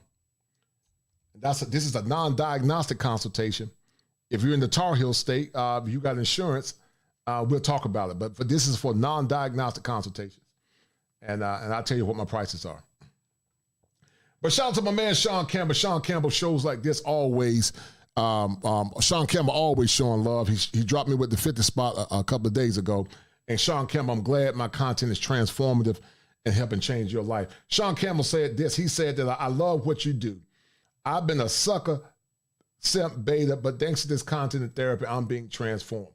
A lot of men from the West lack purpose, confidence, yes, sir, and masculinity. And you are correct, Sean Campbell.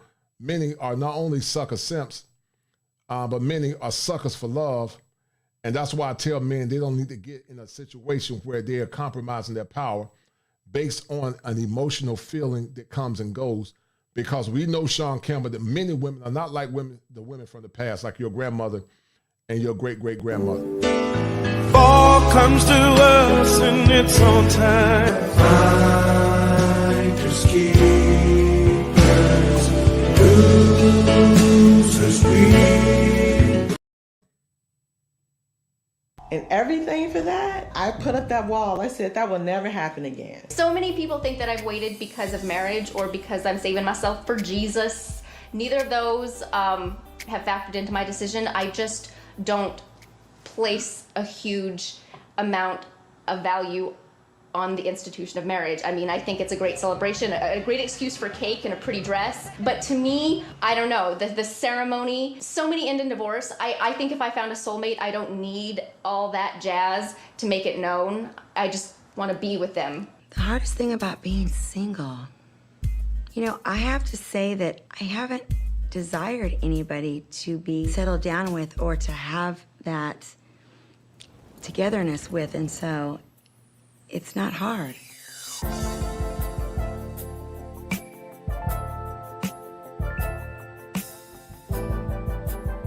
As it's commonly known, divorce separates the children from the parents, mostly from the father. And my mama did her best, but she not no man to, you know, and I'm so scared for my kids to go through that. They don't have no daddy.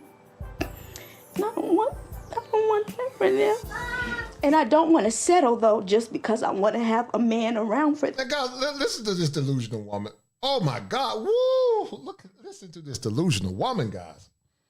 Listen to this delusional woman, guys. This woman got 3 nuggets.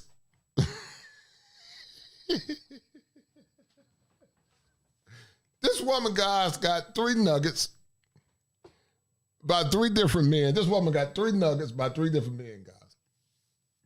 And this woman said, I don't want to have to settle, guys. Can y'all believe a woman that got 3 nuggets by 3 different men and she don't want to settle?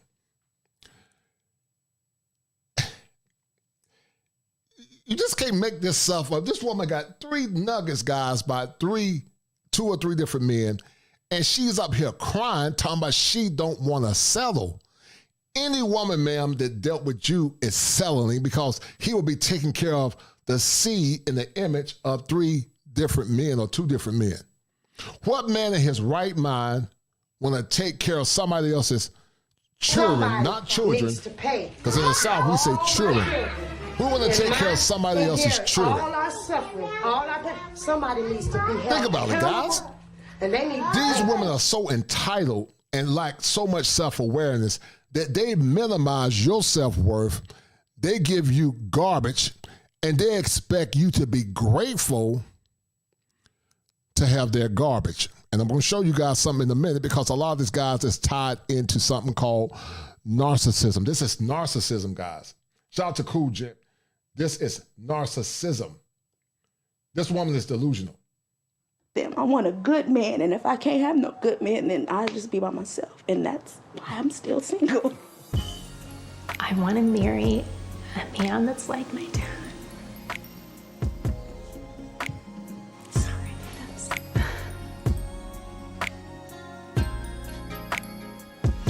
he is a good guy. Just like, always looking out for his, daughters, and he was just such a good. My dad would just take care of stuff, nothing he couldn't fix, nothing my dad couldn't do. Super smart guy. That's the same thing I'm looking for. I didn't feel like he was there for me very much. He was working a lot, he remarried, so he was gone a lot. On the 4th of July, we have no family here. My only uncle and aunt and my cousins are over 4th of July. My dad decides to make a big old drama. Bottles and dishes flying. Break the mirror in the room, throw things from one end of the dining room to the other and go crazy. Me ducking. I could never let my girls go through the same thing that I went through, of feeling like they hated to come home. Had nowhere to go. Some girls without fathers seek male attention to fill the void in their lives. If our father figure wasn't there, and not that mine was completely not there, but he wasn't really present and he didn't have a lot of emotional support to give. And guys, women that got daddy issues tend to be very promiscuous. Women that have daddy issues tend to be very promiscuous. We're not saying all of them, but in general, they tend to be very promiscuous because they want that validation and attention. If they've been through severe abuse and severe trauma, guys, they can develop narcissistic traits. I'm going to talk about that in a minute. They can develop narcissistic traits, but some of them guys can have what's called narcissistic personality disorder. Some of these women are NPD. They've been undiagnosed. You're dealing with a lot of broken women with mental health issues. Some of you men got mental health issues as well. But my channel is not about to talk about men per se as much as it is to talk about male advocacy and as it relates to relationships. It was always just financial, and here and there was very superficial. My relationship with my dad is not very good right now. He's on a timeout because he's very verbally, emotionally, mentally abusive to everybody. I don't know my father. I never met my father. Well, he left us when I was 12. He did a number on me. I felt just mistreated. Did you have a father in the house? No, hell no. Who the hell has a father? My earliest memory of him, besides him strangling my mom, was him knocking me out. I was in a playpen and boom, that was it. You know, in front of my mom, he'd act like he liked me, but he was a sad person. You know, I was just a little baby. I mean, how hard is it to love a little baby? My father and I fell out about 5 years back over my oldest daughter. I was in the shower. She came banging on the door. She was 2, screaming, crying. I'm like, what's wrong? And he chasing her around the house, yelling at her like, what is going on? So I get out the shower like, what's going on? He's like, oh, she almost knocked the baby down. I'm like, she's 2. Talk to her like a 2-year-old. Don't, chase her and terrorize her. So it's not my house, woo, woo, woo, got all in my face. I said, oh, okay. So I removed myself and my children from the situation. I ain't talked to him since because I need to stay out of unhealthy relationships, even if it is with your daddy. Listen to what this woman said, guys. She said, I removed myself and my children, not our children. And that's why, once again, I tell you men not to deal with women in the West. The system does not benefit men. The system want to use you for money. She said, our children. How could it be her child when your seed made that nugget? Your seed, guys, made that nugget. It's that man's child just as much as that woman's child. The woman is just an incubator, but it's the seed that determines the sex of a child. But think about it, guys. This is what women expect. And the reason why they expect it, guys, real quick, is because they are narcissistic. But in the meantime, shout out to my man Ray Johnson for that $15 hit. I appreciate it. Ray Johnson, always showing love. Got nothing but love for that brother. He's always showing me love. Good to see him. Ray Johnson also is a member of the Kosher Clinicians channel. Guys, if you have not signed up for the channel, go sign up for the channel. I'm going to start making exclusive content for my members only. If you want to get sometimes non-diagnostic consultations, become part of what's called a kosher master, a kosher king. Those consultations are $99, which is cheap because most therapy sessions run anywhere from $125 to $150. But this is not therapy. This is a non-diagnostic consultation. And I'm going to start stepping these prices up, guys, because I'm giving you guys a lot of value for low dollars. So once again, shout out to my man, R. Johnson, for showing love. I appreciate it, Ray. And Ray Johnson, you are one of the #1 sponsors. I appreciate it.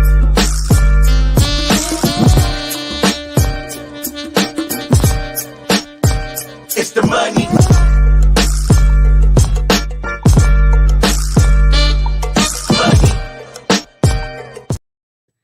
And Truth Over Emotions, he's correct. I normally don't read out comments, guys, unless y'all send me a donation, but I'm going to read this one because he's correct. And I've seen it myself, Truth Over Emotions. When you hold them accountable, yes, they run away. I've lost clients because they didn't want to hear the truth. And I'm like, I'm not going to assuage you in your delusions. And he said, a woman therapist once said, once they hold women accountable, the women quit going back to therapy. Yeah, they're delusional, man. And they are delusional, guys, because they have narcissistic traits, or many of them, guys, are full-blown narcissists. And if you don't believe me, guys, and I'm about to show it to you because this is a comprehensive show, KosherBot, load the machine for me and educate the people. KosherBot, load the machine. Yes, Master Kosher, at your service, right away.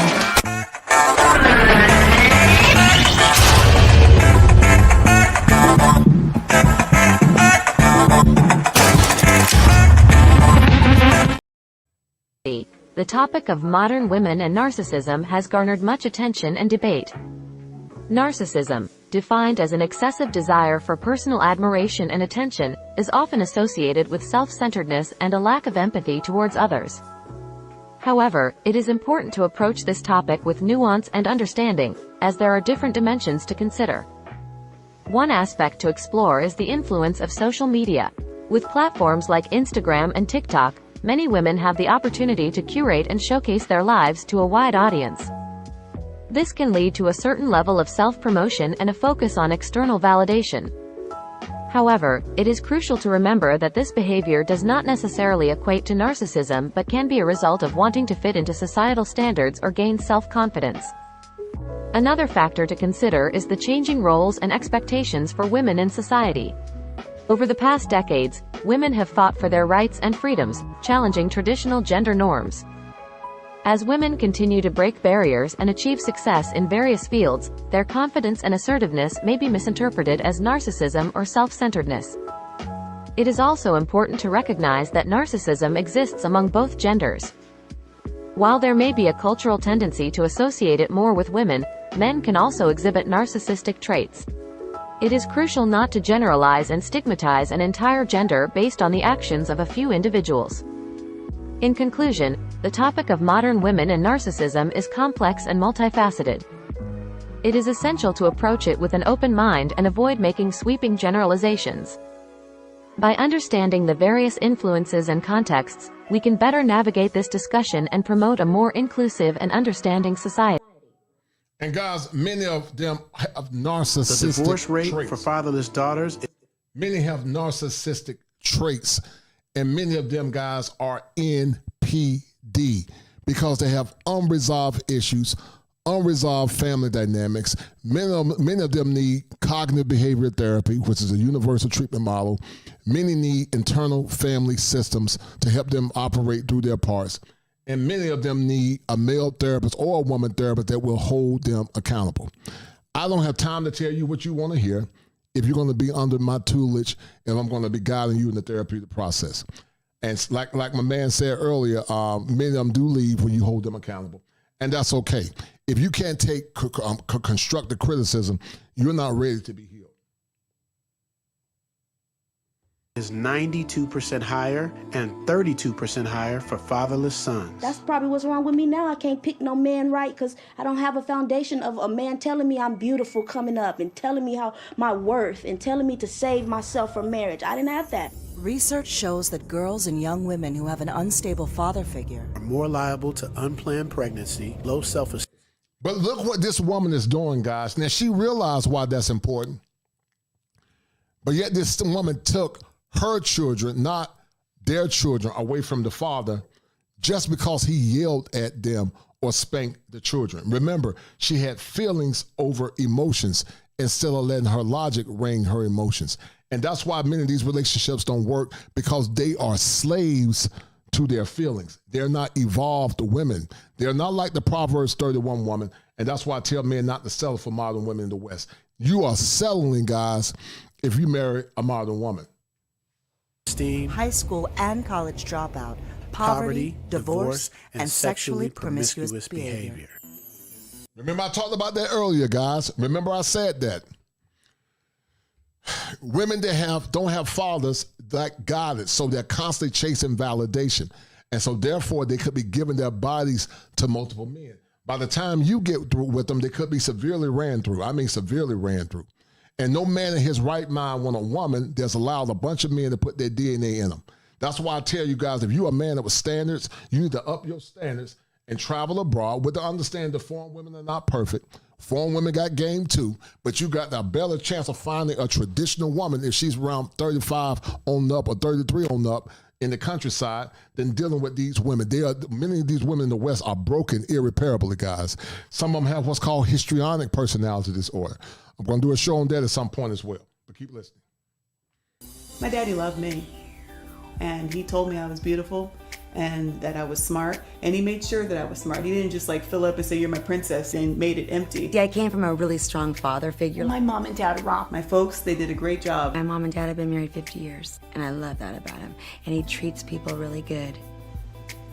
and I respect him. My folks made sure that I could back it up because I'm already freakishly tall, and I've been this height since I was 12 years old.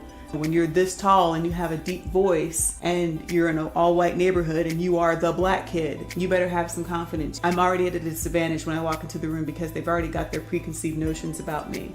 So I come with a lot, and I expect a lot of a guy because it's everything that I expect in myself. Everybody needs a father. It's crucial, especially for girls, but boys too. But if you don't have that father foundation, you're gonna have a lot of more issues in life with your esteem. My daddy told me that I don't have to go running after a dude, I don't have to go crying, I don't have to go begging. He raised a lady. As far as my two girls growing up without a father, I try my best not to badmouth anybody in front of them, but I do not want them growing up and being bitter, resentful black women. I want them to be strong and independent and colorless when it comes to love. There she go, guys. There she go.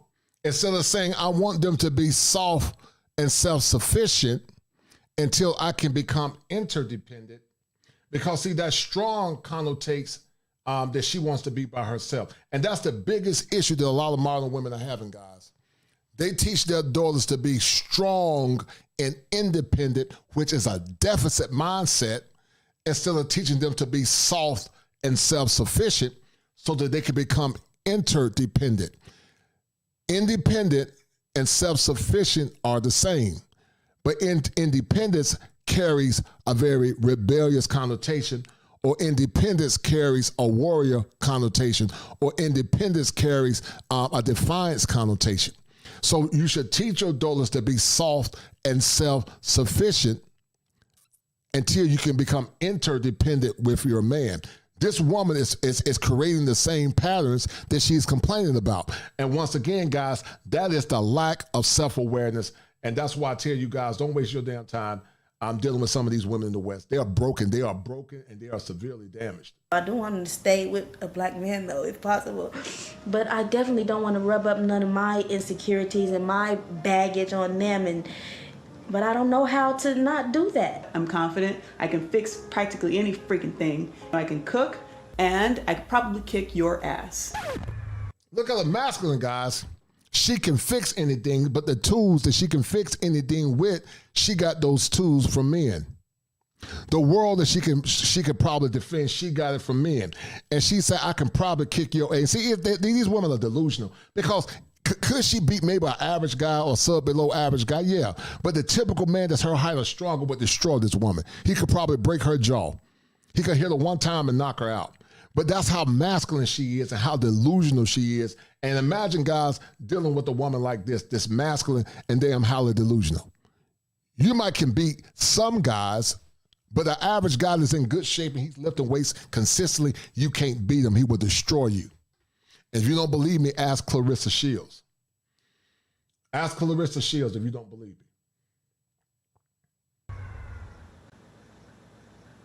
So I think that I'm pretty well equipped with like the whole thing. All the guy needs to do is show up with his penis and pay for all this stuff. You see how selfish they are, guys? Women by nature are insular, meaning they think within because they're survivors. They have to survive.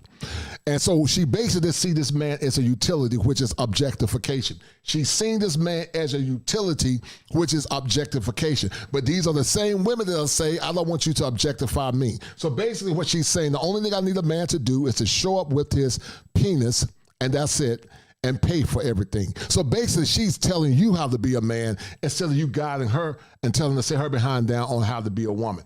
And once again, guys, don't deal with women in the West because they don't add any value to your life. In general, not all sisters in the West, not all. There's some good women in the West, but by and large, I would say damn near 70 to 80%, they're not worth your time. Statistics show that college-educated women are more likely to marry than non-college educated women. The clubbing seems horrible. Do I go clubbing? Never. Even guys have this thing about meeting their future wife at a club. Do I go to clubs? I'd like to. I felt kind of old. I love clubbing. I went to Studio 54. I didn't have sex inside the club. It's fun and it's nice to go back in and see what I once was a part of, but it's a whole new breed of people, and it's circulating, and it's just like you really feel ego, and you really feel that dark side of what exists in the world, and especially in relationships, and it's there. And I challenge myself to go every so often. I might go tonight. I got 3 kids. I don't be going to nobody damn nightclub. Yeah, no, I haven't been to a nightclub in a minute. The last time I think I did go to a nightclub, I was like 38 weeks pregnant and they didn't want to let me in. I was like, excuse me, this is a tumor. You don't know what is going on. So they let me in and have fun, but still. A new development that I'm not gonna get overly excited about because I tend to self-sabotage when I get too overly optimistic, and I just want things to evolve organically, naturally, and I just don't want to put any pressure on him or me. So things are new, things are good, and I just want to take things as they come. What do men get wrong about women? What do men get wrong about women? Men get wrong about women that they need to be taken care of, they need to be rescued, and they always need to have an answer. A guy could be with a lot of girls, he's a player. A girl's gonna be with a lot of guys, she's a hoe. So I was like, low pro hoe. I can do this thing with my feet. You stop with your facial expressions back there. And this is the succinct difference in the ignorance, because they always assume that they are equal to men. Men and women are not equal. We are equal as human beings, but we're not equal in our roles and our designs. They don't want traditional roles. They don't want traditional relationships, but yet they still want the benefits of traditional marriages.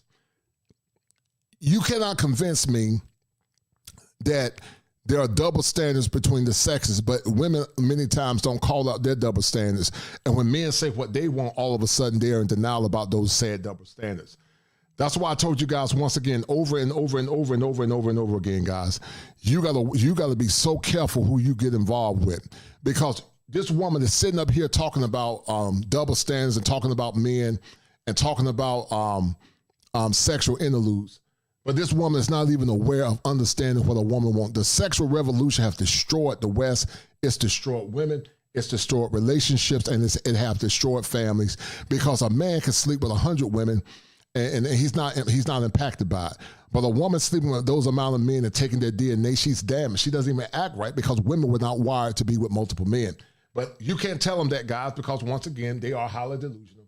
And that's why I say, guys, if I was a single man again, my next woman is coming from a foreign country. I would never deal with another American woman in the West. I wouldn't even look at her. Not for no wife, I wouldn't. I have kind of long, we joke and call them finger toes, because they're not ugly, they're really cute, but they're just kind of a little bit longer than most, so my girlfriends call them finger toes. But anyway, so they can kind of do stuff, and it's kind of fun to do with your feet, because no one ever expects it. How many men have I been with? Well, I never really wanted to keep account. I mean, it was like embarrassing. It's a lot. It's a lot, because you got to figure, I went through the flower child, I was a hippie, almost went to Woodstock. Plus, I come from Catholic school. You can't be counting them, then you have to go to confession. Can you imagine, guys? She said she can't even remember. So it's a possibility this woman's been with 50 to 100 men or more. But this is the same woman, guys, that wants you to put a ring on her finger and to love her and to say that Jesus forgave her for all her sins. It's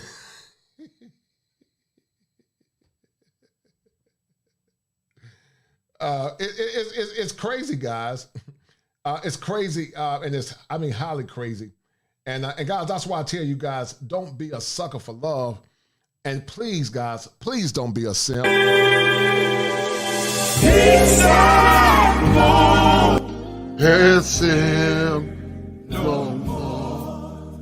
Ma'am, book a session.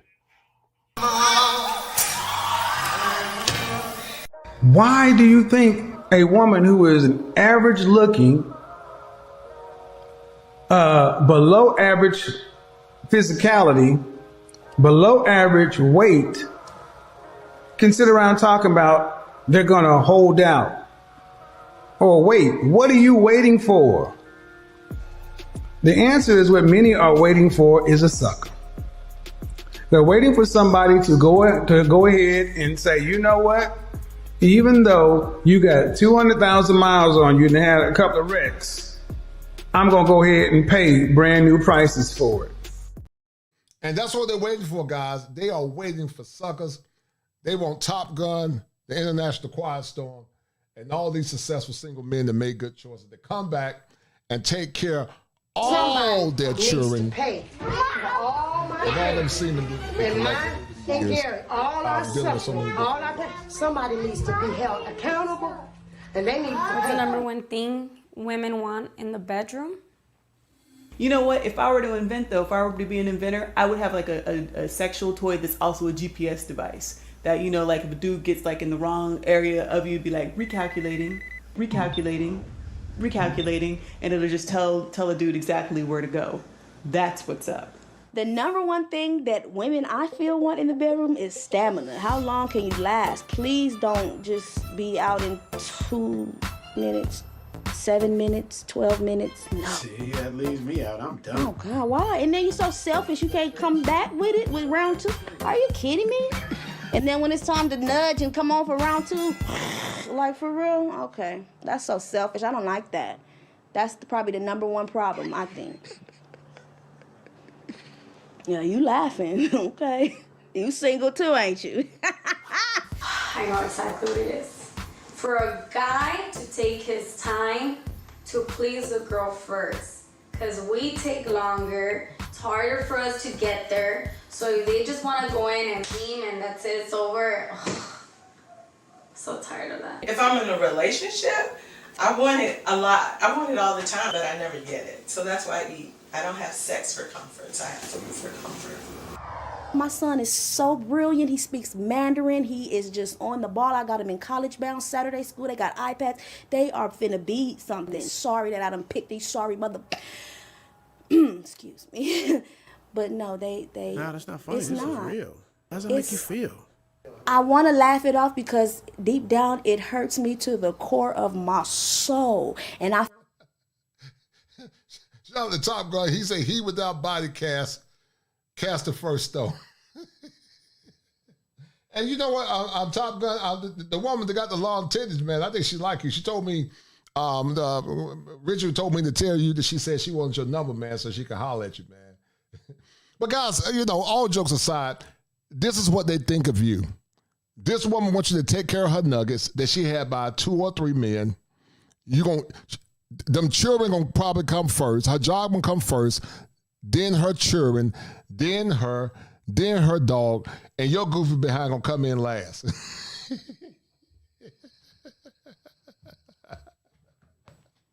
And you get something that's ran through, and not only ran through, guys, sadly, but probably got an oatmeal cake.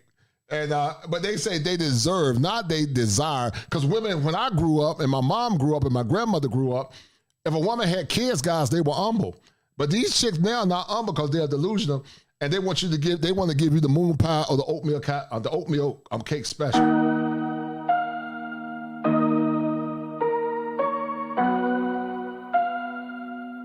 I'm trying to touch the States this time. 2021. Gotta show them I can still rap though. Now I'm in the game, I was on the bench. First I was renting, now I'm collecting rent. Run it up. First it was the Beamer, now I want the Benz. Spending all the bag like here I go again.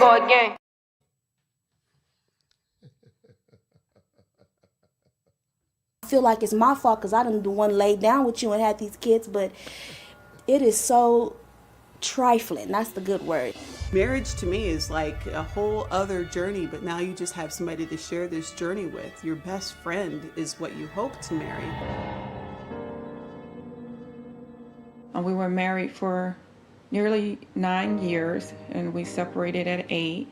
So the way it starts out, you know, for the first couple of years, there was nothing. There would be really heated arguments. You know how a family argues.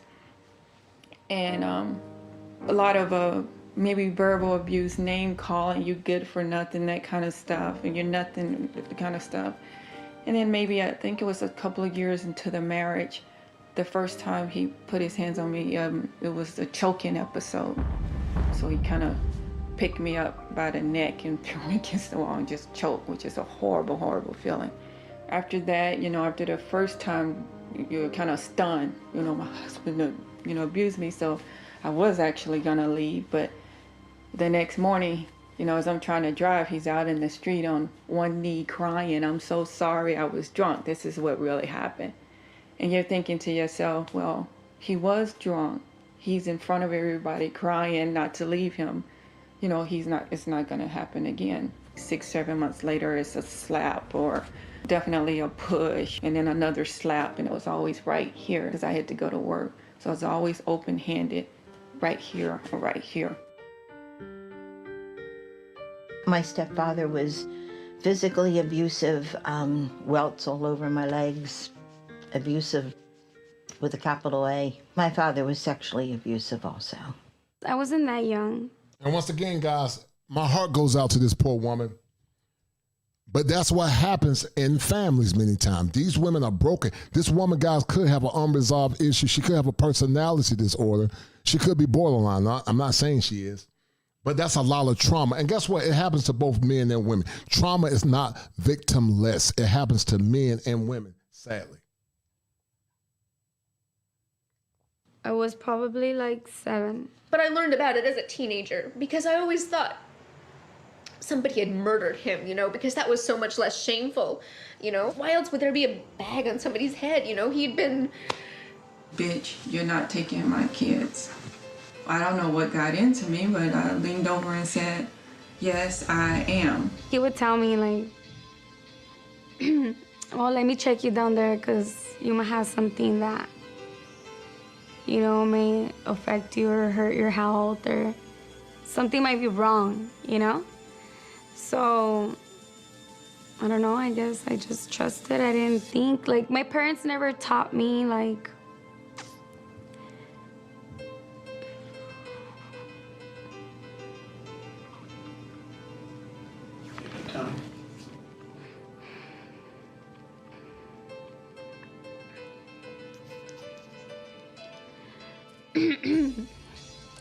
my parents never taught me, or me or my sisters, your private parts and, the whole respect your body and this is gonna happen and you're gonna grow. I had my sister, I told her, you'll be my manager. You get me to sell my virginity? Nobody should find their loved ones in that state. And especially my mom. I know it's why she's never remarried and has never looked at another man, because the one she thought she knew the best, she didn't know at all. It's not her fault that she didn't satisfy, those types of desires. And, come to find out, he had so many problems because he was molested. And I can't quite still figure it out. My mother and my stepfather were in the other room. Danny and I, he was 21. And don't even understand why they let me go with him. We would fall asleep when we were watching TV, and my mom came in. She says, Bunny, she said, you shouldn't be sleeping on the floor like that. Go sleep in your bed. Wow. So I did, and that's where it happened.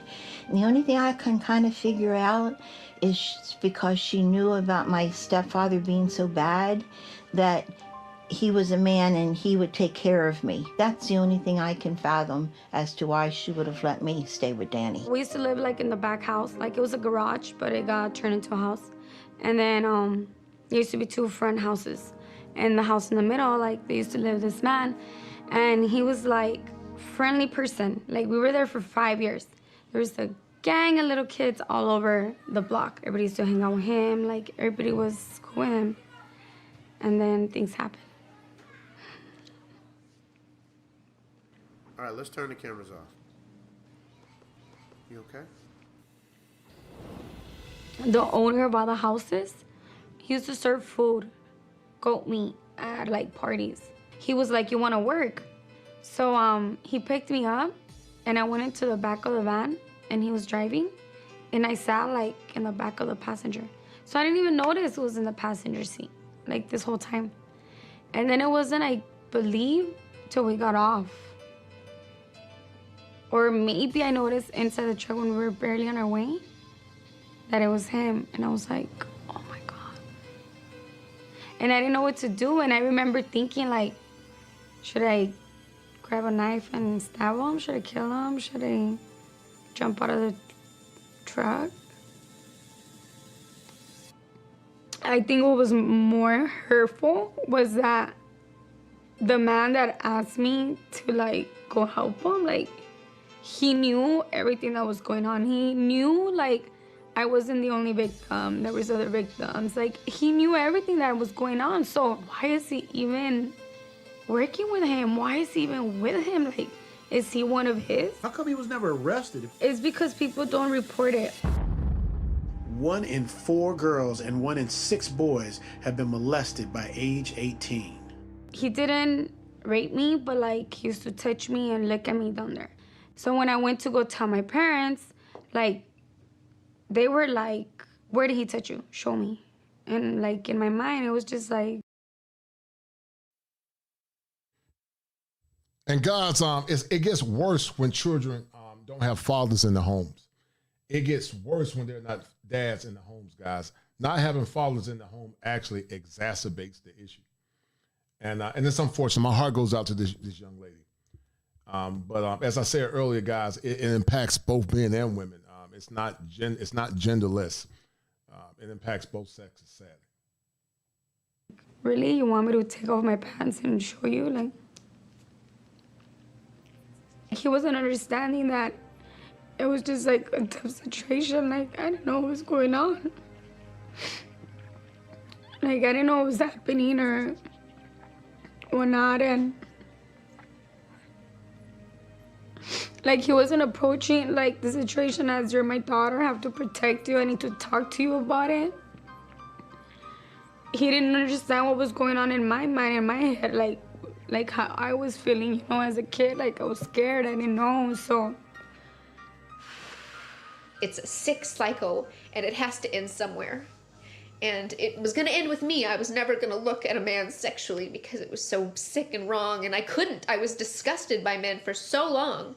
How could I ever love one? I was actually afraid because he would be like, I'm going to take the kids if you leave me because you're never there, and that the court's going to give them to me. Or you're a doctor, I'm not a doctor. You take them, I'm going to take half your salary and take the kids. So I was like fearful to leave my husband at that time. But then it got so bad, I said to myself, you know, I don't care what it takes, I'll pay whatever. I gotta get out of here. And I see abused women in my clinic. Here I am going through it and not telling anyone. He hung the moon, you know? He really was 10 feet tall in my eyes because he was 6'6". He was a giant, he was larger than life. And he had all the answers, he was gonna make everything okay. And none of that ended up happening, which is why I don't put my faith in any man. The outside doesn't seem to mean as much to me anymore as the inside. You know, because I see real handsomeness and real strength and all that in the way a man conducts himself. A man's man, you just know it. Because it's not that important when you're holding somebody's hand and you're in bed. You better get off that bed. You may not be safe. I haven't seen a man on my bed, let alone a black man. It's 10 years, you better be careful. This woman's ready to strike, you know. Oh, Lord. Oh. Christmas time. As my journey to try and understand women comes to an end, I can't help but think about how blessed I am to experience the lives of these women. And when you're single on the holidays, how does that make you feel? What kind of thoughts go through your mind, being still single? What goes through my mind on Christmas Eve and Christmas Day is you reflect on your life. And it's also just a great sense to know that you are, I feel like I'm whole, that I'm okay. And there's not a neediness. I have to do this, I have to do that. In fact, the fact that I could do absolutely nothing on Thanksgiving and Christmas and then soon to be New Year's and be okay about it, to me is pretty wonderful. The holidays are always kind of depressing for me, and I kind of just want to keep a balance because I have a lot to be grateful for. But this is the time when you're supposed to be with family and, you know, have all your loved ones around, which I do, but I want that love of a man. And guys, they were lied to. They were compromised. They minimized the importance of having a man They minimize the importance of having a man in their life. They minimize the importance of men in there and what they bring. And this woman name is Winter. And sadly for Winter, Winter is already here.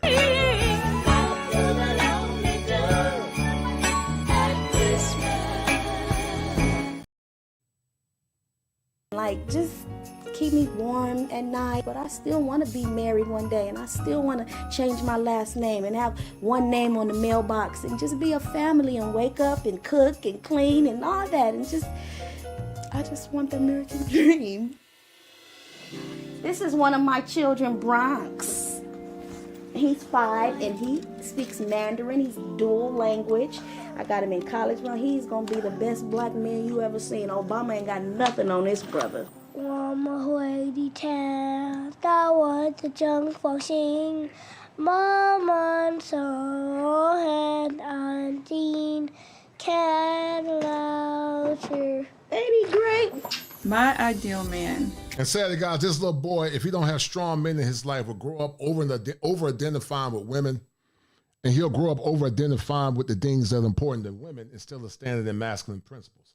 And that's why we have a society of men that are SIMPSs, because they didn't have fathers in their lives to teach them anything different, sadly. Would be handsome, would be stable, would already have kids who are grown or just has them because they just tend to understand more, would have some type of spiritual,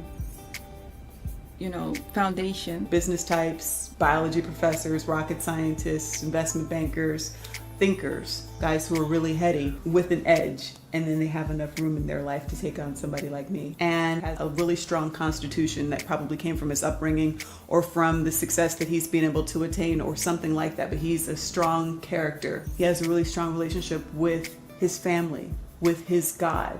That's really important to me, that he's strong. So what about interracial dating? I don't really narrow it down to a specific section of humanity because I don't feel like love works that way. I love men of all flavors.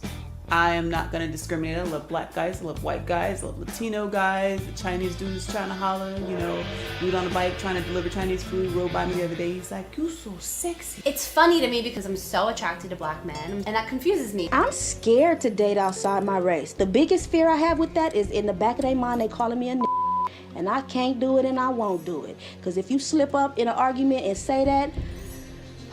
Sexually been with a black guy? I never sexually... Oh, wait. Yeah, I have. I just remembered. Horrible. Horrible? And they don't understand why we can't get our hair wet, and it's just like, oh, you guys, I can't explain all that to you every time. I just can't get my hair wet. That's why, okay? Don't ask me no more. I'm not getting in the pool. No. I think the physical attraction is initially important, but there has to be substance. My type is very broad. I don't limit it to age, to color, to height. I know some women want these tall men. I don't care. Honestly, if you can make me laugh and put me at ease, I don't care what you look like. I have a chance. Yeah. I have a special friend that is 62 and the most amazing guy in the world. I mean, in every aspect. Unbelievable and just, he's Superman, that's his nickname. So why aren't you with him? Who said I'm not? You said you were single.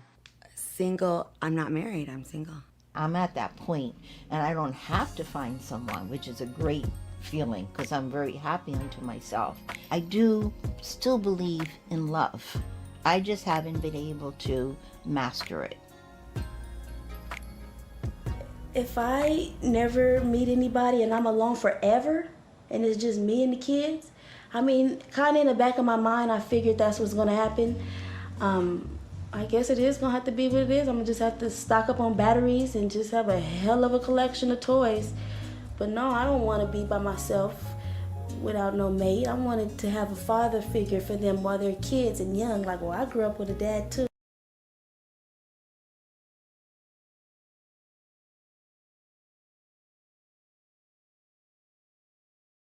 Top Gun, the International Quiet Storm, to be a father figure to her children.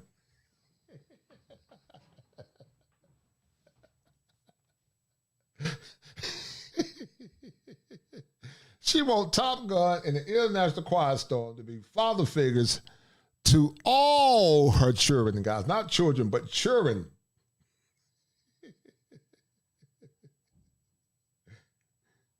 I lost my virginity when I was 27. I just recently lost it.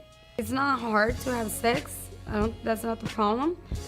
I didn't hold off on sex because of that.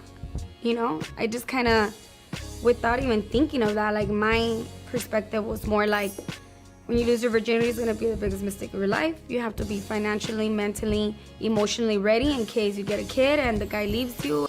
I never met any of these women in my life before I did this documentary. How they could trust me enough to open up and share their deepest, darkest secrets is beyond my comprehension. But what I do know is, it's taught me not to just look at the things you see on the outside, but what's really going on the inside. It taught me to be a better listener, a better friend, a better father. This is 2 years old. Come here.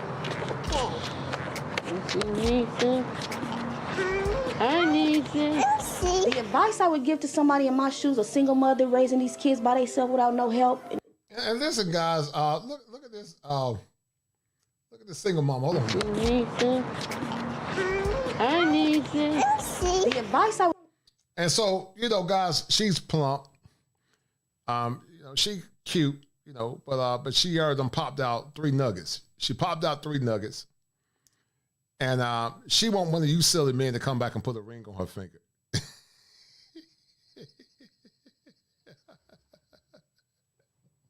Top Gun, you may proceed. She want Top Gun to come back and put a ring on her finger because she's plump. And she got 3 nuggets by 2 different men.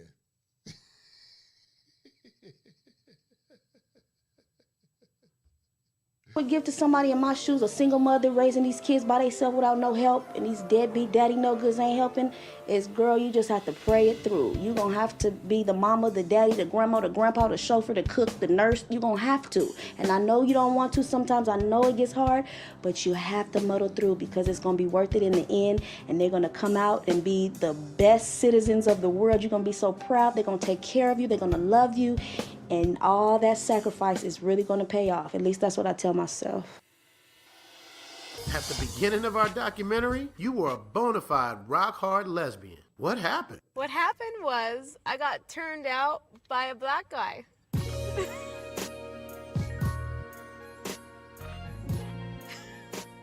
It's kind of like you really don't know what you need until... And guys, you see how delusional and broken they are? You know, women are like wildfire, guys. They're just like wildfire. If you let that wildfire get loose, the damage is catastrophic. They're just like wildfire, guys. And that's why it's so important to have fathers, consistent fathers, masculine fathers, because women are just like wildfire. A woman that's not grounded in God, faith, a woman that lacks self-awareness, a woman that didn't grow up in a home where she had structure and order, they become like wildfire. And I'm going to do a show in the future. But there's an old saying, guys, that says this. When the men are weak, the children rebel. When the men are weak, the children rebel and the women take over. And this, guys, is a macrocosm of the culture that we see now. You got weak men that have been conditioned to be weak. Therefore, they don't enforce standards. They don't hold these women accountable. They don't put them in their place. They accept subpar behavior. They accept subpar women. And, you know, we've said it over and over again, guys, sadly, that some black men or many black men have become the trash men in dating. We take the worst of women, the women that don't own, that don't have any stamp, that don't have anything of substance to add to the table, oatmeal cake stomachs, bad hygiene, but they want you to put a ring on their finger and make them feel special. And that's why, you know, I don't blame the women, guys. I blame you guys because you need to raise your standards, man. You need to raise your standards. Like they got wholeflation. I created a new term, and I ain't gonna say it, but I'm gonna do a show talking about it. But you guys will see. So let's get back to it, guys. We're gonna end the stream in a minute. But this show has been a great show. And guys, if you have not donated to the channel, please donate to the channel. Don't let the same guys donate. If you don't have any money, please just share it. Share this stream with like-minded brothers and sisters. Got another good show coming up on tomorrow, guys. It's going to be a great one. Y'all going to love it. And we're going to kill it, guys. So, guys, please share the stream. Thank you. Did he get it? How did he get into the position to get me into that position? That's a good question. He was really sweet. He made me laugh. He was really sweet, and we just had an instant connection. Yes, that's the same connection I was talking about that I'm looking for with the women, to have that instant connection. I did have it with him, and he's nice and sweet. He's very much like a girl, caring and nurturing in that way, and that's how he got down my pants. Even when I would date casually after, it was still me kind of, okay, this guy's great. Yeah, that could probably do better. But that's not what a relationship is about. It's about making a decision and about commitment. Let's backtrack a little bit. I'm not saying God let me down. I asked God for something. That wasn't in his plan for me. My aunt told me one time, she says, Tara, you have your choice, the basement or the penthouse. And I think I was like 16. I'm living in the penthouse. It's important to find someone who meets you on your skill level, and also somebody who brings something brand new to the table. Because there's, I'm sure, a million things that I have never tried. Well, I mean, not a million. Now I try and present all of it so that they go, okay, I'm getting this, and that. Bonus. So yeah, we got an instant family cracking. We would love a father. We taking applications for head of household. Hit me up. Don't assume or don't expect for him to know and understand how you feel and what you think. Let him know and always talk about stuff. I think that's like bottom line now that I feel that I have discovered and have realized. Let him know. Key is to be an effective communicator.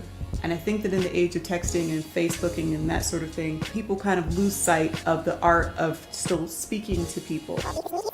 And I think that in the age of texting and Facebooking and that sort of thing, people kind of lose sight of the art of still speaking to people. This is how my day ends. I walk through the door and I have two screaming little girls welcoming me back home. We spend time together. I break up fights. I tuck them in and tickle and try to get them to behave.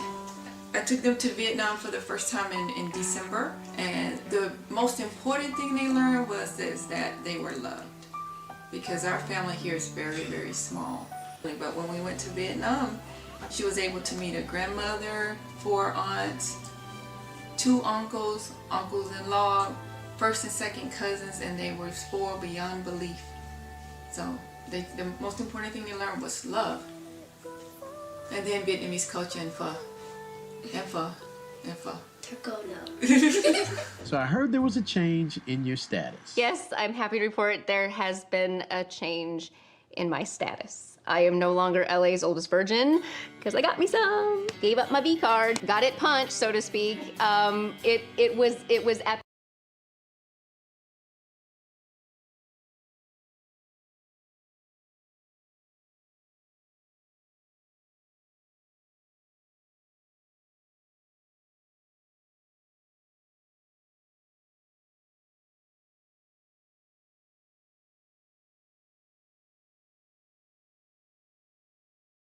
and I don't know how much detail I want to go into because it's sort of a personal, private matter, but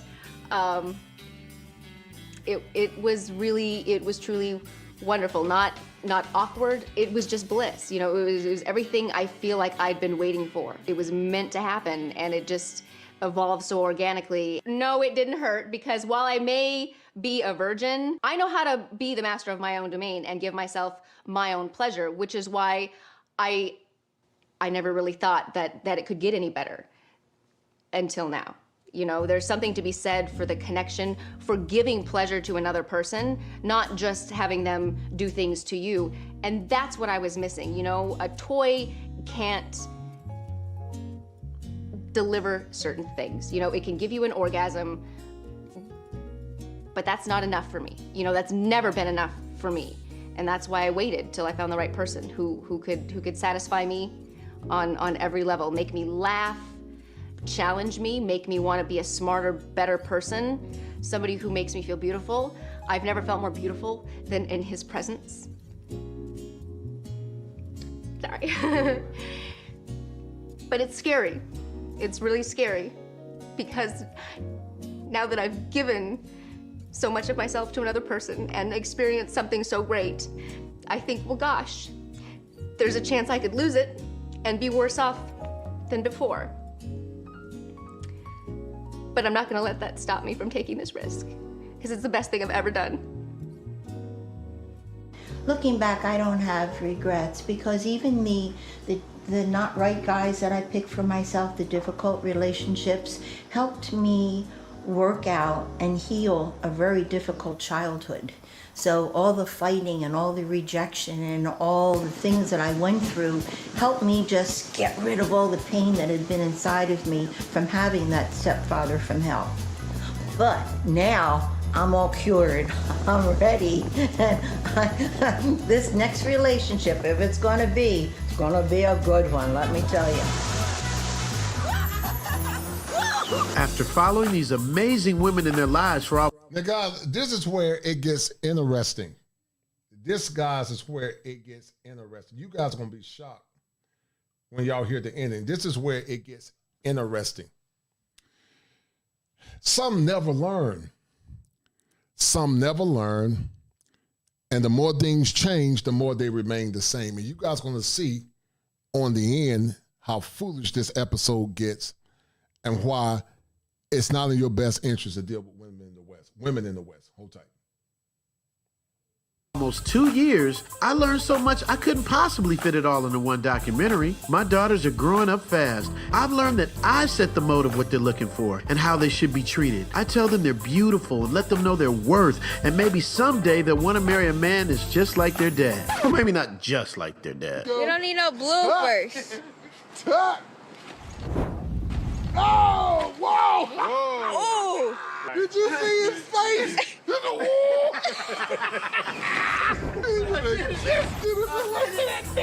But no matter what, I'm gonna be there for them every step of the way. Whether I'm married, engaged, in a relationship, or still single. Now, I haven't known you since you had 22 names. I haven't known you since back in the day, but in the brief time that I've known you, it was real from jump, because the connection was there. I met you through our boy, our partner in crime, Ray Brown. The glue! And it's for life. You were a lot of fun to watch, a lot of fun to become a friend to. And like Cuba said, this thing inside of here is real. I knew Richard when he had the RX-7 that said crave me on the license.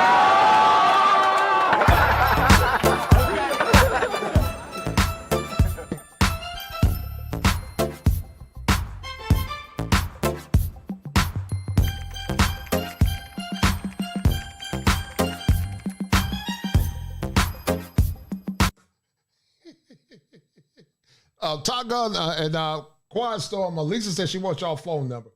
Lisa is still single. She had a one-night stand on New Year's Eve and is content with being alone and single.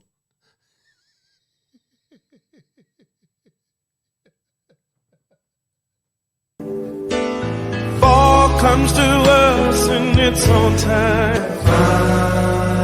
Finders keepers, losers we.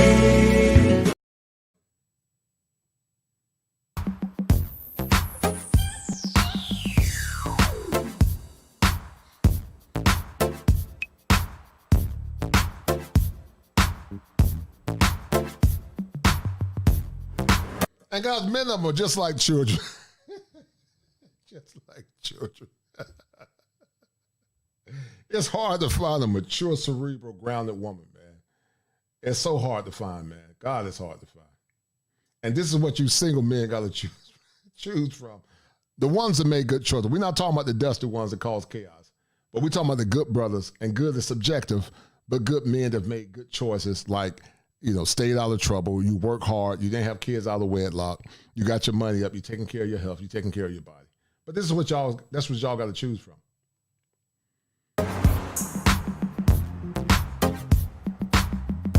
How do you follow that right there? I don't know. Cuba Gooding, ladies and gentlemen. Show me the money, goddammit.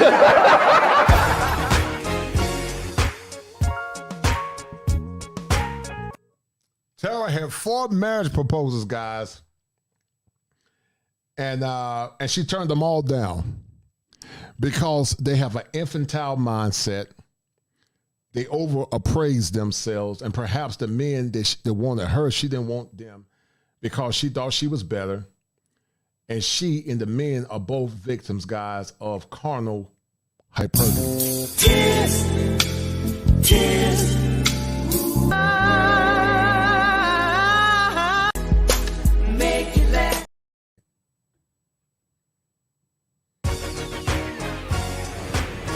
Well, I got one question. Yes. Did he hit it from the back? Yes, he hit it from the back, from the front, from the side. The first night of a... And guys, this is gonna be the big shocker here. Winner, gangster guys, y'all gonna be shocked about what Winner did. But hold on, guys, this is for the grand occasion. Hold on. Typical night for... Is this without the kids? Okay, yeah, for me. So, okay, it probably will start around 7:30, 8 o'clock. We have dinner reservations at this little restaurant I've always wanted to try in Colorado. He's going to pick me up in his car. I ain't got to go pick him up or none of that. I ain't got to meet him at the bus. No, he's going to pick me up, open the door for me, close the door. We're going to go to the restaurant. He's going to come open my door, and then we're going to go in and have the most tastiest meal we've ever experienced together. We're gonna laugh, we're gonna have a few cocktails, not too many, because I don't wanna be drunk. So then from there, we're gonna go to a little karaoke bar where we're gonna sing the night away. And then after that, we can either go to your place or mine. It doesn't matter because I got a sitter and I don't have to be back until 7 when the sun comes up. Listen, guys, she want a father for her children, but she's still not fornicating, but fornicating. I already got 3 nuggets out of wedlock.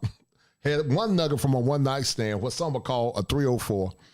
But hold on, guys. It gets tantalizing. Hold tight.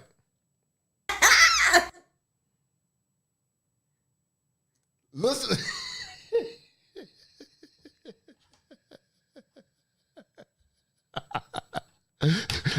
They're undefeated, guys.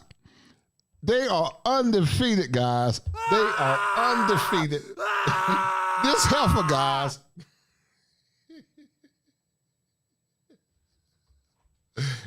I mean, even Elmo couldn't make this up. Pokey Pig, where Pokey Pig at, man? Where's Pokey Pig at? Pokey Pig, where you at? Where's Pokey Pig at, guys? Back home, Book. Where's Pokey Pig when you need them, guys? Where's Pokey Pig when you need them? And Pokey Pig said, that's all, folks. This heifer, guys, didn't learn from 1 nugget.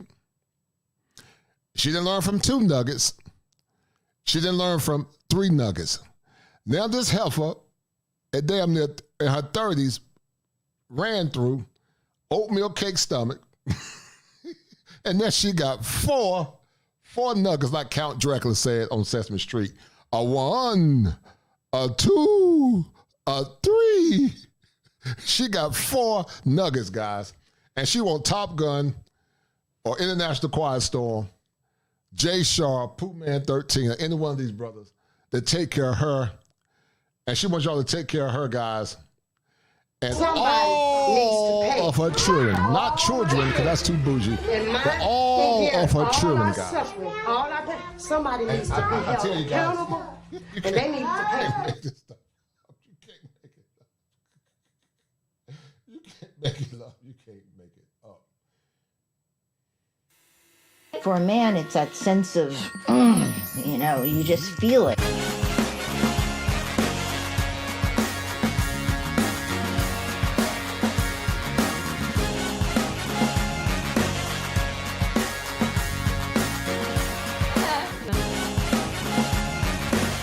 I've always been a highly sexual person, just not sharing that with the world. You know, I have desires. I've had a lot of time to think and plan what I'd like to do, what I'd like to have done to me. And I found a playmate. I found somebody who's game, who wants to try it all, and makes me feel no shame for my desires. And I feel so lucky that I found. And God, that's the problem. The absolvement of shame. And the dog looks like he knows something, man. Look at the dog. The dog knows something we don't know, guys. A kinky playmate, a smart playmate, a soulful playmate. When Richard is mad at you, you won't know for about 2 weeks. You're like, why hasn't Richard called me in so long? I call him and he said, hey, man. I said, Rich, what's up? He said, oh, I'm just chilling.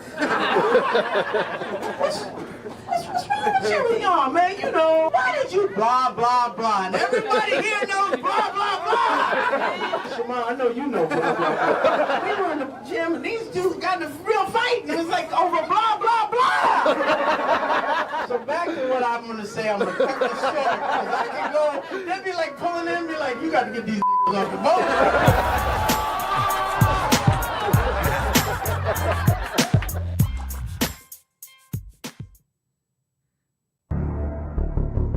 Now, what does that actually mean? What that means is I represent that cold shoulder that you're going to begin to feel from black men. And we see you for who you are, black woman. We see you for the hate-filled individuals that you become because of your selfishness and your waywardness and your falling away from morality and what the Most High God wants for you. But let me tell you the difference between you and that white woman. That white woman stood by her man. Through 500 years of blood and guts, she stood by her man. And whether she liked it or not, she was right on board with him dominating this world.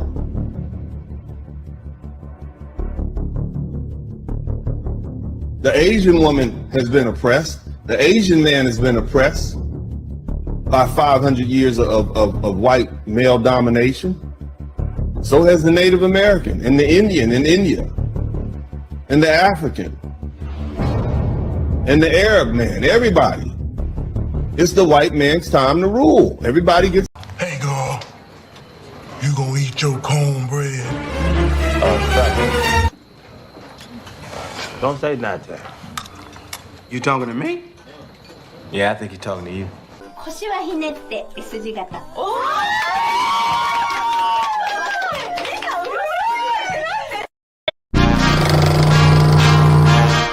I just want to do God's will. And He's allowed me to go up to the mountain. And I've looked over. And I've seen the promised land. I may not get there with you. But I want you to know tonight that we as a people will get to the promised land.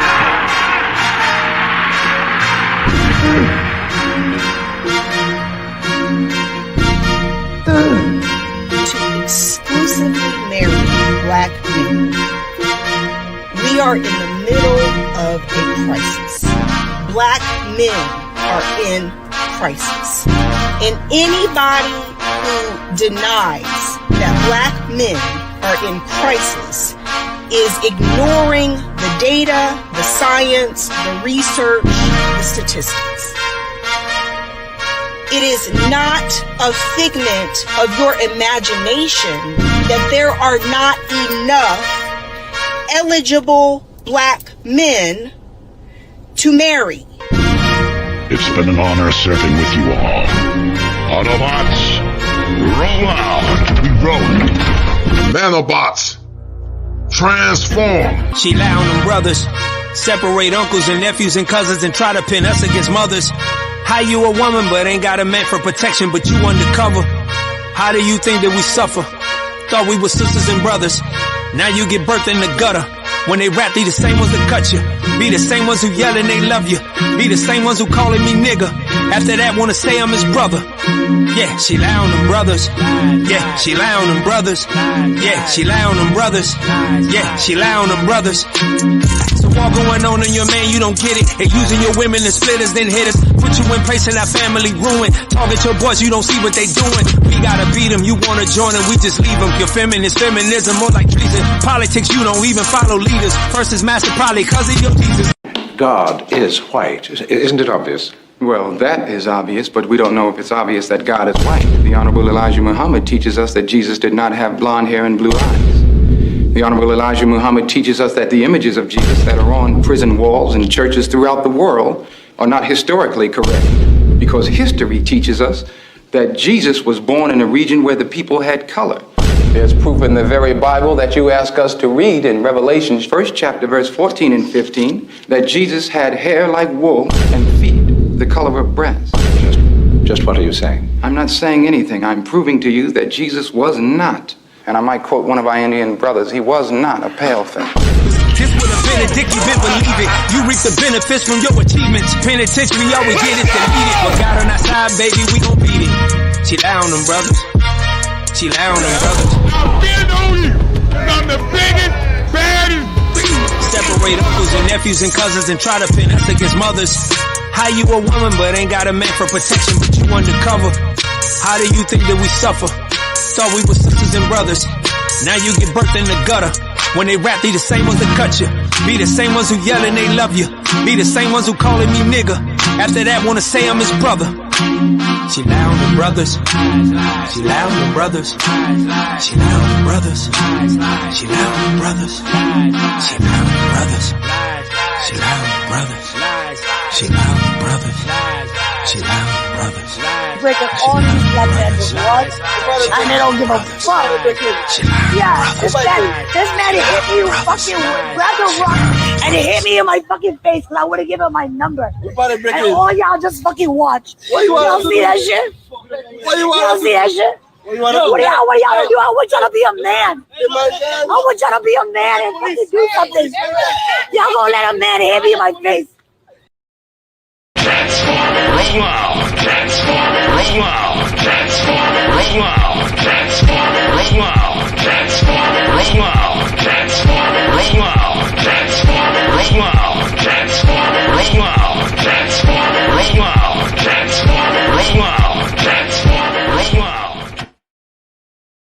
Well, listen, I appreciate that, Quiet Storm. I'm honored that you said that, man, because doing these shows are not easy. It's not easy doing these shows, man. And I am a licensed therapist, and this is edutainment for me, using clinical concepts from an ethnocentric perspective. And so, man, I'm honored that you said that, man. I really appreciate that, brother. Thank you, the Quiet Storm. You and I have talked in the back, and I got nothing but love and respect for you. You, Gregory Scotland, Salty Balls, and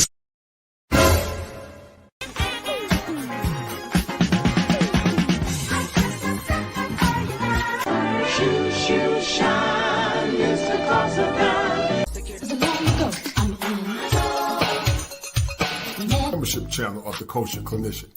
There are 4 levels to this channel. There is Kosher Novice, Kosher Apprentice, Kosher Master, and the highest honors is Kosher King. You guys know I am the Kosher Clinician, and everything I do or strive to do is fit and proper. But many times we know that YouTube is a very competitive business. Some get it from the mud like me. Some actually steal talking points or more or less parrot talking points without consent or giving credence to the person that did the actual work. And because of that, I'm going to start making most of my content membership only to the great guys like Gregory Scotland, The Quiet Storm, my man Saul, and many others that always donate to the channel. Feel free to click on the link to the membership button. It'll give you all the explicit instructions that you need, and continue to enjoy content like this that's listed to the top as we continue to strive to empower men from all ages and all ages. You know and I know that creating content takes a lot of time. And in order for me to ensure that my time is merited, to ensure that you guys are getting the best content to those, especially those that donate and show love on a regular basis, I've taken upon myself to take my craft seriously, or very serious, and to more or less ensure that you, the faithful listeners, men and women, but mostly men, are getting the best content possible so that you can not only get your needs met, but also so that I can ensure that I get the proper revenue, as these streams take a lot of time and they take a lot of work. And I need you guys to understand this. If it ain't 7, it ain't kosher. If it ain't kosher, it ain't right. There are 7 steps that a man must go through in order to become optimized, and understanding why becoming a member of this prestigious channel is paramount as we seek for resolve in times when male-centered content is not only under attack, but so is masculinity. Be well. Fire for your mind. Kosher clinician.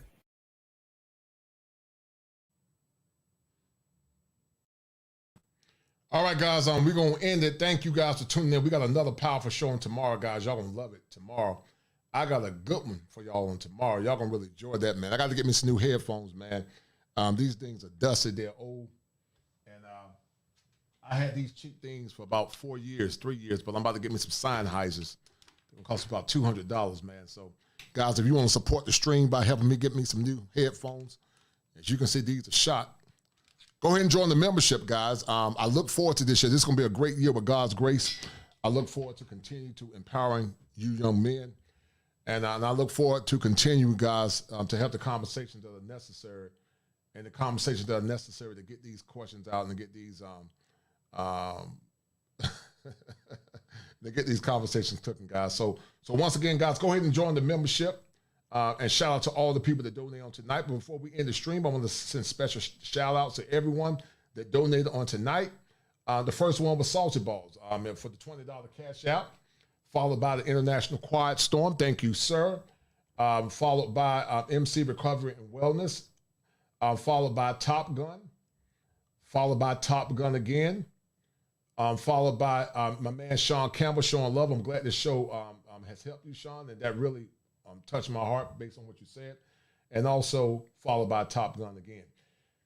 So, guys, we got another classic coming up on tomorrow. Y'all gonna love this one. Just got to figure out how I'm gonna do it, but y'all gonna love this one. But get your pens and paper ready. We're gonna kill the game on tomorrow, guys. Might even kill the game on Sunday too. My Panthers play. But guys, we're gonna end this stream.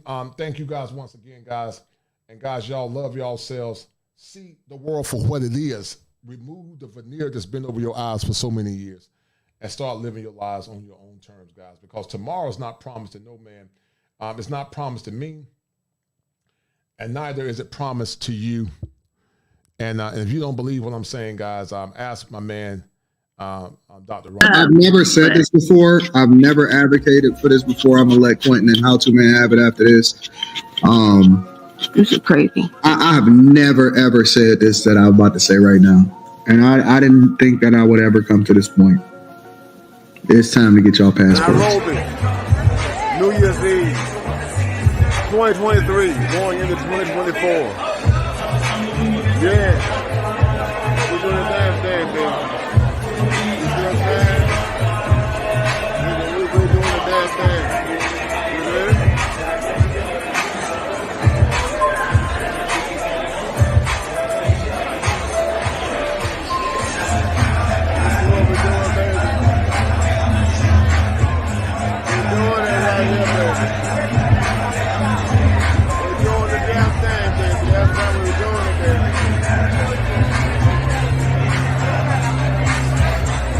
Men have asked us to play by their rules, but the rules have just changed.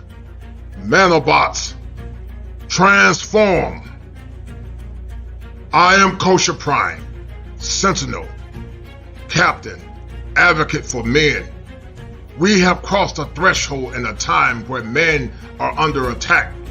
But if we join forces, we can defeat those that seek to overthrow us in a negative way. Nanobots, transform.